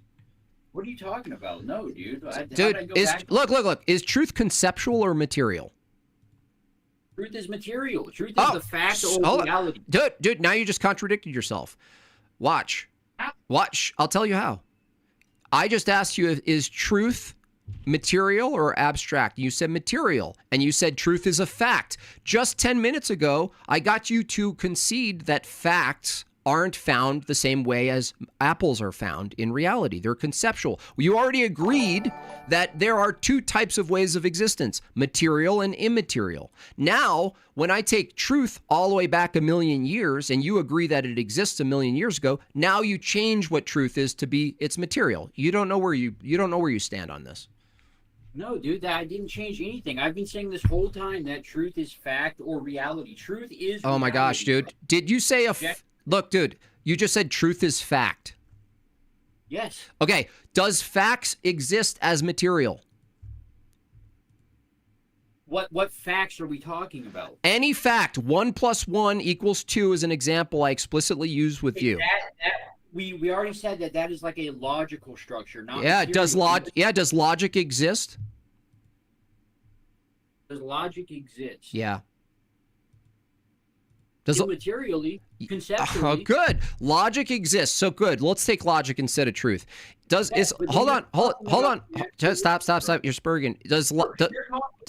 You've been drilling for like 5 seconds. Is logic Hang on, let me put a clarification on the table, bro. You've been saying you've been drilling me on natural reality. Everything I've been saying is completely consistent. No, it's not. Facts are, hang on. No, it's not. I'll tell you how it's not consistent. I'll tell you how. Give me like 2 seconds, Jim Bob, to talk. Look. Facts are part of the natural world. Facts are not found in nature. No, because facts are like a clarification. Which facts are you talking about? I just said any logical truth, any fact, right? All facts are found in nature. No, they're not. No, they're not. Facts. No, dude, stop it for a second. A fact is a description, a proposition about nature, right? Observation of the natural Oh my world. gosh, dude! When you observe something and describe the observation, that's what you're calling fact, right? Oh, what you're calling fact is the natural world, bro. Dude, you have to observe the natural world and make a proposition about it, right? No, you observe the natural world. Oh my gosh, dude. Dude, a fact. Give me one fact. Give me one fact. Just any fact. The sky is blue. The sky is blue. Is that a proposition about the natural world? No, it's a description about the natural Are world. descriptions propositions? I'm not sure, but it's still fact. Holy, without the dude, you're description or the- all right. There's nothing else I can do with this guy. He's contradicting himself like 4 times now. So I'm not. you are. Look, here's the P and not P. Facts are not descriptions about the world. Not P. Facts are descriptions about the world. Hang on, let me Google something. Yeah, Google. Yeah, Google. So what I'm getting to for the rest of you guys listening is that if he agrees that the laws of logic exist, he can't find one in nature the way we find an apple, right? So there are logical truths that exist, but they need a type of existence. I argue that the type of existence are conceptual. They're abstract. They're not material. Now, this splits between 2 types of existence. One is material and one is immaterial. So what I'm asking is, doesn't the a million-year-old status before human beings, doesn't that reality abide by and still follow the laws of logic? I don't know. Do you know what the laws of logic are? Yeah. What are they? Like something can only be itself. Okay. It can't be A and not A. Okay. Like that. Yeah. Yeah, like law of identity, non-contradiction, excluded middle. So you agree, a million years ago in this imagined world before humans can describe reality with facts, that there is a fact of the matter of what happened then, and the laws of logic still had a type of existence. That is to say, a planet maintains its identity as a planet and doesn't do something else. And so I agree. Okay. Hold on. Exist the dawn of time. What does that prove? Yeah. Okay. You just proved something amazing, actually. If you just agreed that the laws of logic existed since the dawn of time, what is the way in which the laws of logic exist? Do they exist conceptually or materially? I don't know. You have to tell me. I'll tell you. Laws of logic are conceptual, and so you can't find a law of identity like a stick on the ground. Like you can't pick up a law of identity. The stick on the ground and the apple and the planet, they all have an identity, even without a name. They exist the way they exist. They don't exist not how they exist. And so if you agree the laws of thought exist basically from the beginning of all time, then they exist back then before humans. The problem is, from your view, is that if they're conceptual, let me ask you a question. Is there any concept that exists independent of a mind? A concept? I don't know. Concept's doing a heavy lifting there. I don't know. Okay, but a concept, would you agree with the definition of a concept? is mind is something that is abstract and dependent on a mind? Yeah. Okay. Okay. So now you're in a position where laws of logic are conceptual, and they have a type of existence that's mind dependent before all human minds. Mm-hmm. So now but now there's a necessitated conclusion here, which is if the laws of logic are mind dependent, but they existed before human minds, then a human mind existed before human minds. No. What? Yeah, dude. All right. There's nothing else. You guys in the chat, maybe there's someone in the Discord who'd like to give a go at this guy. But yeah, if I can, because I think Mike's. Give Mike some credit. I think he just hasn't ever had this kind of questioning before, but he did point to something earlier. Mike, do you need to observe the natural world to prove 1 + 1 = 2? No, we're talking about two different things here. We've already Exactly. Yeah. That's what Jim Bob was getting at, is that you can prove that conceptually, logically, in your head, but when you bring up the sky's blue or apples growing on trees, that's empiricism. You have to observe that physically. Mm-hmm. And that's what Jim Bob's trying to get you to separate, is there are things that exist that are purely conceptual. Right, but and my whole point was that in the natural world, facts exist whether you observe them or not. Yeah, are facts? Yeah. The thing is, aren't facts conceptual? No, facts are observations of the natural world. world. Are observations conceptual, dude? But is the natural world? Oh my gosh, Mike! When you observe something, aren't you observing it conceptually? Like what happens is happening in the mind. It's conceptual. No. Oh, okay. So where is a concept observing not happening in the mind? Because you're observing the natural world, so your eyes are taking in particles. Listen, bro, your eyes are taking in like light particles. Those are concepts. Your brain is decoding. No, this is how the brain works. Dude, look, watch. When you observe pure data from the natural world, like light frequency, when you say, I'm observing X, the moment you categorize what you're observing, you're not observing a camel when you observe pure red light, right? Pure light frequency. You wouldn't say that's a camel, right? Mm-hmm. Okay, so what I'm getting to is when you say you observe the natural world, when you turn it into meaning, I'm saying the transition between observation of pure data. Once you start categorizing the natural world, you're in the conceptual. You're actually in the conceptual. You're actually mapping onto the physical world, which is pure data, meaning and categories. You're saying that's a camel, that's a tree. There's no way to observe and make sense of the natural world without using concepts, right? Well, I would say, I understand what you're saying, yes, Jim Bob, but there's also a fact of the matter in there.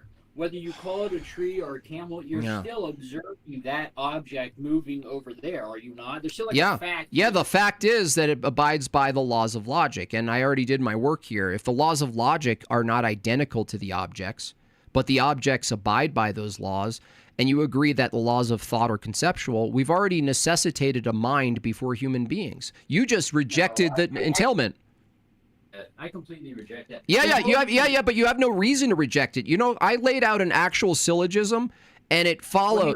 What?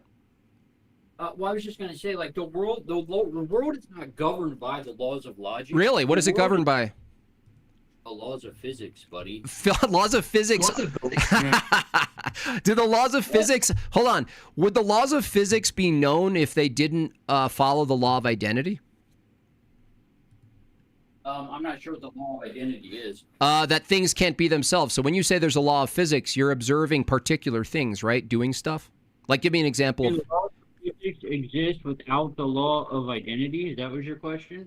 Yeah, can you say the laws of physics, you could even know them unless they abided by the law of identity? Well, my knee-jerk reaction was yes, but the ChatGPT says no, so it agrees with you. It says no, the laws of physics. Dude, I'm not even talking to a person now. I'm just talking to ChatGPT. You know what I mean? I'm out of here. All right. Well, I got to close up soon anyway, but I can't go into circles. I got to be more like Jay, honestly. I got to be way more like Jay, because this is why am I so charitable? What is wrong with me? What is wrong with me? Why? Why, Daddy? Why? Why am I so charitable? Bad Jim Bob. Bad Jim Bob. Bad. You're a bad boy. Bad boy.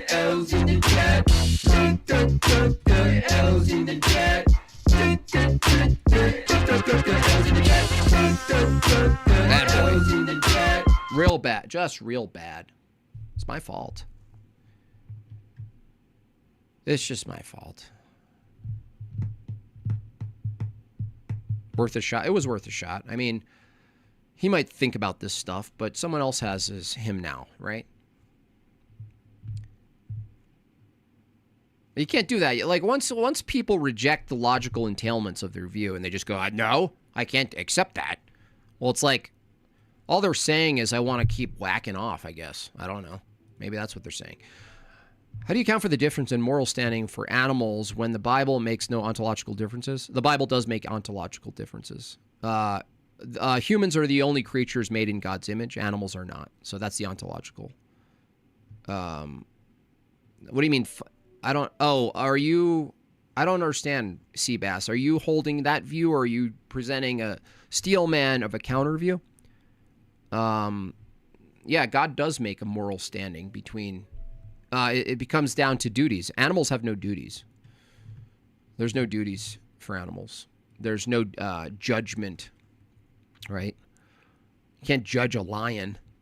Stupid lion. I tried to give him training wheels. Yeah, good job, Half Black Justin. I mean, when you have half blacks teaching whites in Discord, I mean, the West has fallen. Octavian, $10.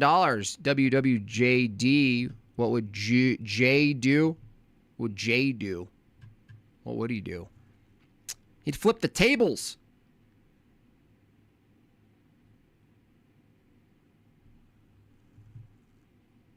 I mean, he seemed nice enough. He's just willfully fighting. He's just like, no. And it's, honestly, it's just like, why do I do it? Why do I do it? Why do I even do it?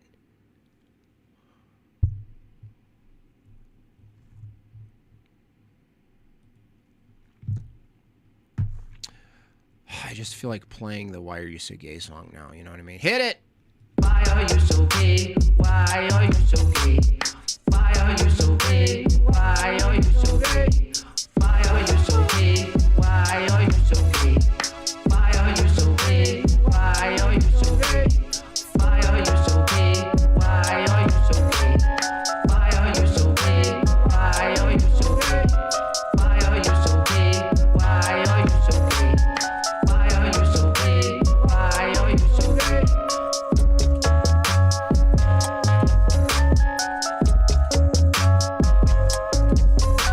gay? Why are you so gay? Why are you so gay? Thank you so much, Dr. Evo. Am I a Platonist? No, I actually use that because that's the closest thing to match what I'm internally arguing against, Cam Bam. The only way you can get this opposition who's stuck in naturalism and physicalism to get the distinction between concept and material is for them to take things like the laws of logic or concepts and move at least toward some type of conceptual reality. It's just a bridge, Cam Bam. It's just a bridge. Ultimately, if that guy kept following the argument, which he just rejected, he just kept rejecting the entailments, I actually moved toward a specific kind of mind.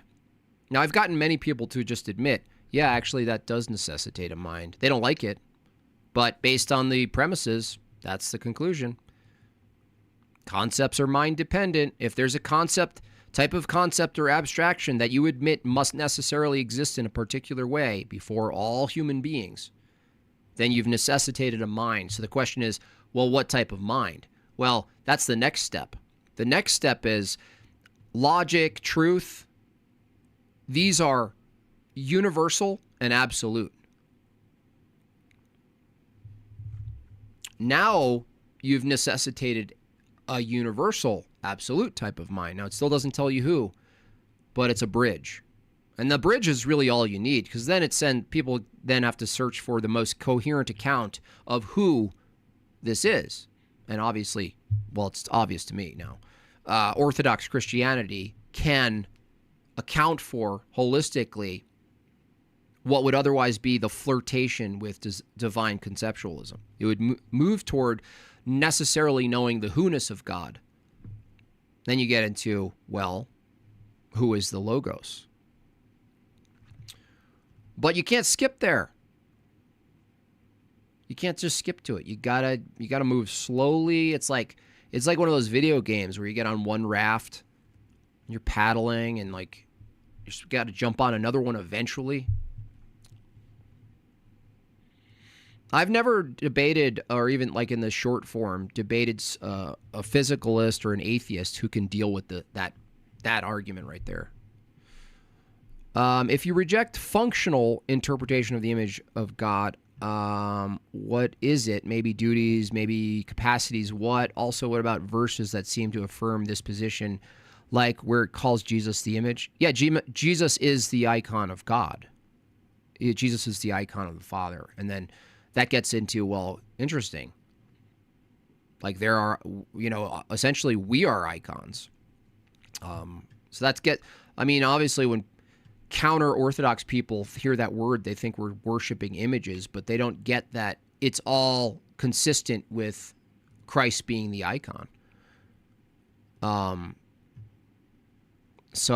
I might be misinterpreting the functional part. You'd have to extrapolate. I know that's a philosophical distinction, but I'm not brushed up on that. So you're going to have to tell me that distinction. If evolution were true, wouldn't the fossil record be littered with... Oh, yeah, I already got that. Thank you so much. It would be littered with Brundle flies. Where are all the transitions? Yeah, that's a question I asked before is like, where are the intermediates for... between current vertebrae, just simple ones, very simple, the simplest form of a vertebrae, and everything that preceded it. What they do is like, oh look, it's an invertebrate. Like, okay, then it became one. What? Miss you killing on whatever? Yeah, I'm not sure what Brian's up to. I mean, I'm kind of relieved I don't have to fly away from my family. The call-ins were fun, and it was fun to go to where it is, but like, I don't like being away from my family. I have to then go to church without them, and it's just not, maybe if it, like, in some sort of aggressive short-term way, it was like super lucrative, so I can finally put up my jewelry studio and start making stuff, maybe. But it wasn't looking that way either. God who has who-ness, therefore he has the mayor of Whoville. Right. That's correct. Why are you so gay? Why are you so gay? Why are you so gay? Gay? Why are you so gay? Why are you so gay? Why are you so gay? Why are you so gay?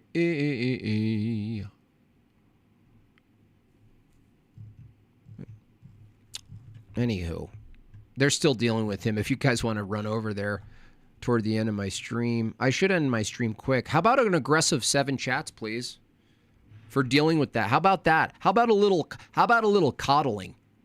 How about a little pacifying? How about a little soothing? How about you soothe me? You know what I'm saying? Empirical subjective experiences imply a priori objective reality, even if they're shadows or objects casting on them. Well, yeah, I was trying to get with that guy that, like, you can't, they're always caught between theonomous and autonomous without even knowing it. Autonomous would be anyone who rejects God holds this view is they're building toward facts. And you're like, wait a second. He didn't understand this question. If facts are the thing you're calling the truth that you're arriving at, there has to be a truth about the process of arriving to facts. I thought I said it pretty simple. Now I'm habitually verbose. You know what I mean? Unnecessarily verbose. You know, I hate it, actually. I hate it. I hate myself. I hate just, if I could just cut out all the fat. You know what I mean? You know, if I could just, oh, man. I just wish I could just do it. But my brain doesn't stop operating. It just sends me off into all sorts of things. Damn schizo. Damn schizo. 4 out of 10. Let's be aggressive. Be aggressive.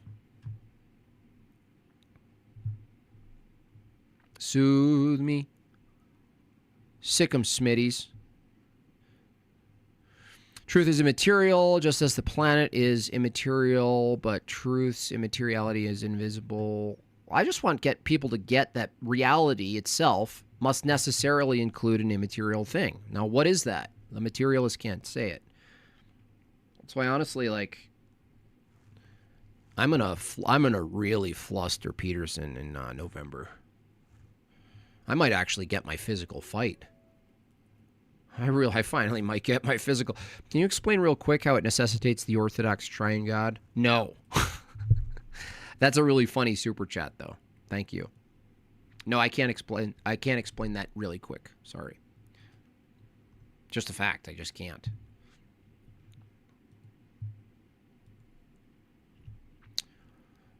You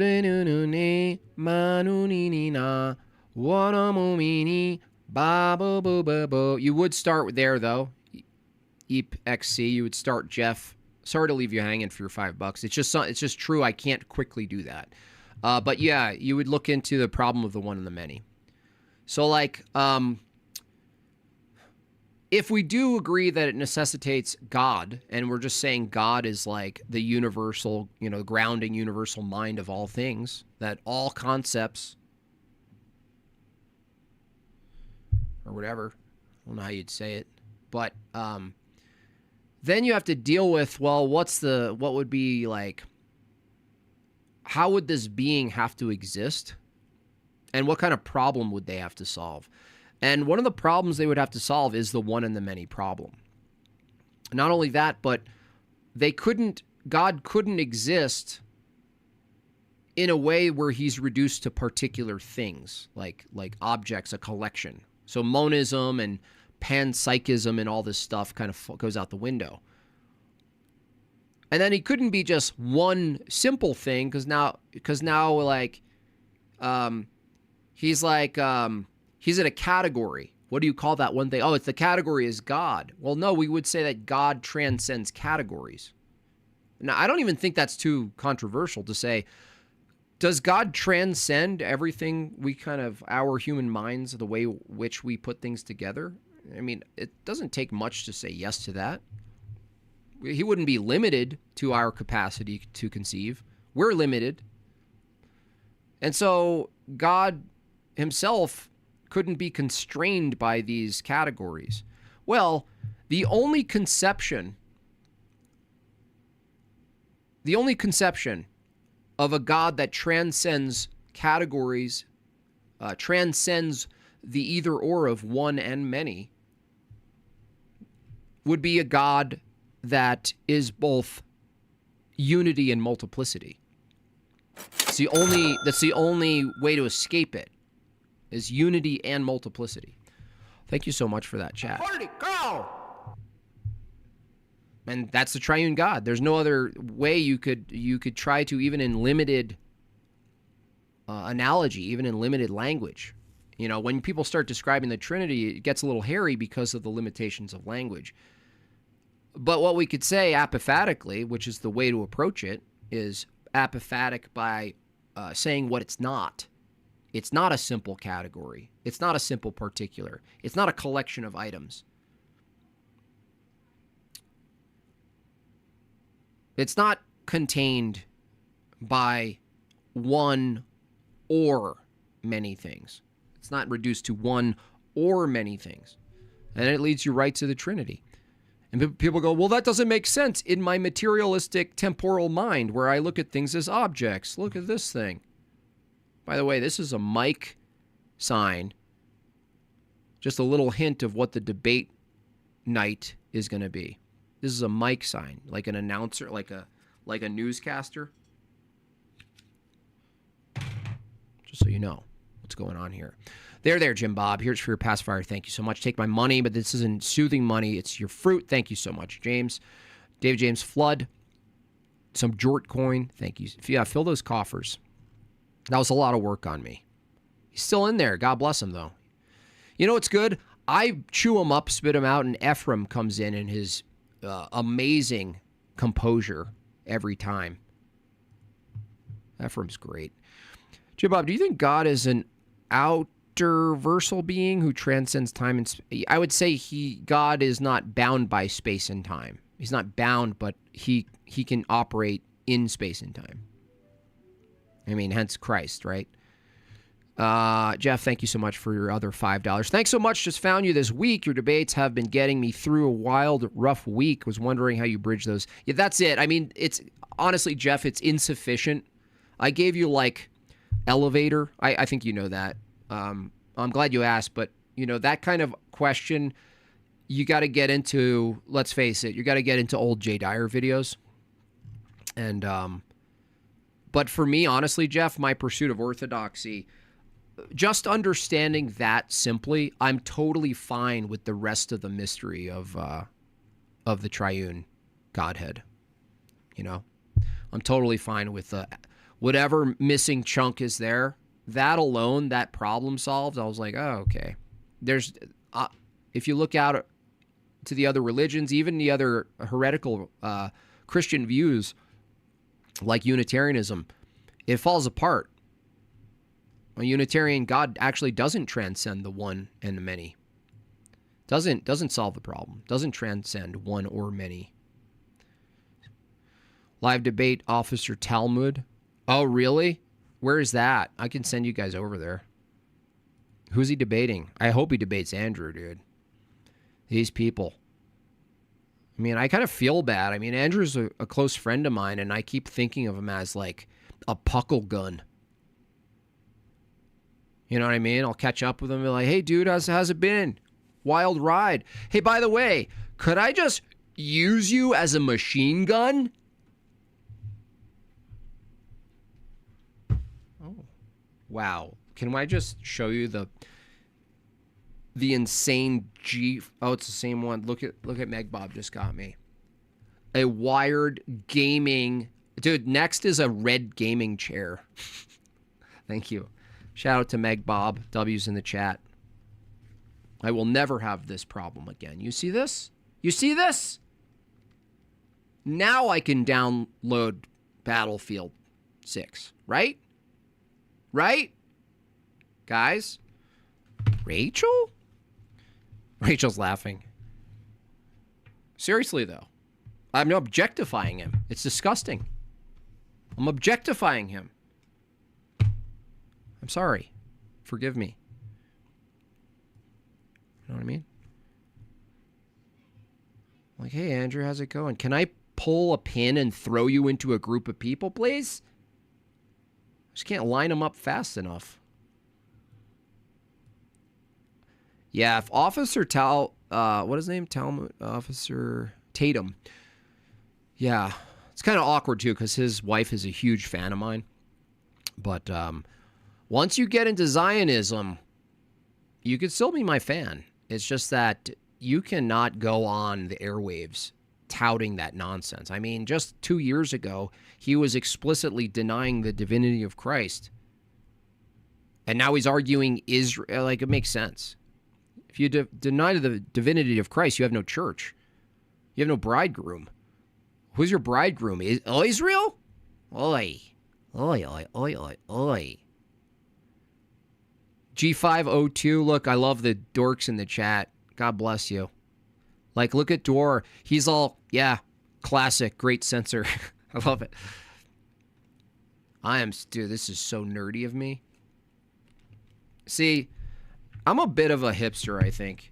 You know what I mean? Because this is all sleek and easy, doesn't take up space. And now I have to adjust them. It looks like a rat. It looks like this is like the Terminator if it was in a rat form. This is not a mouse. This is a rat. This is a bionic New York City filthy rat. This is what this, and I like it. I'll never have this mouse problem again. G-Force. G-Force. Well, Israel. All right. I think we've done enough. 250, right? Anybody? Who's live? You guys want to watch that? You guys want to? Is there something? Is it live? I'll send you. I'll send you right out of here. Don't mess with me.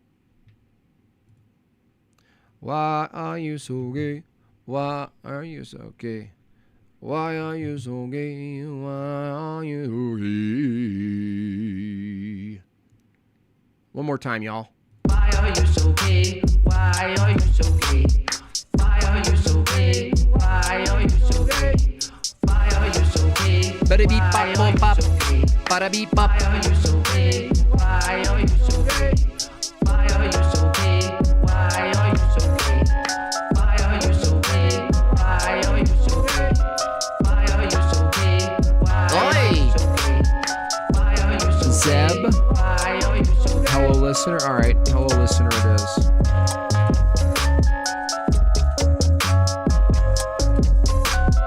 Why are you so gay? Why are you so gay?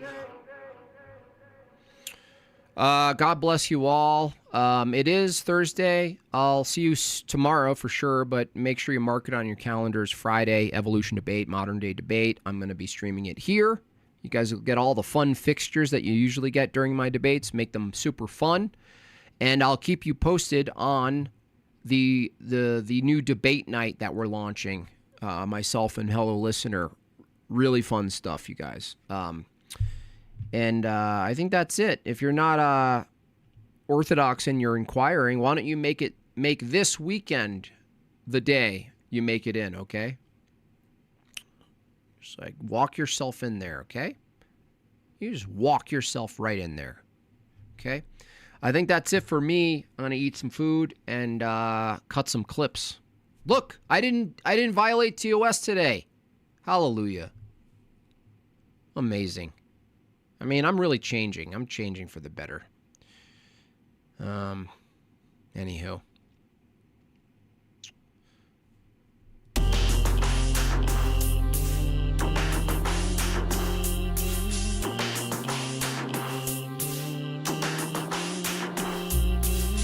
Why are you so gay? Why are you so gay? Why are you?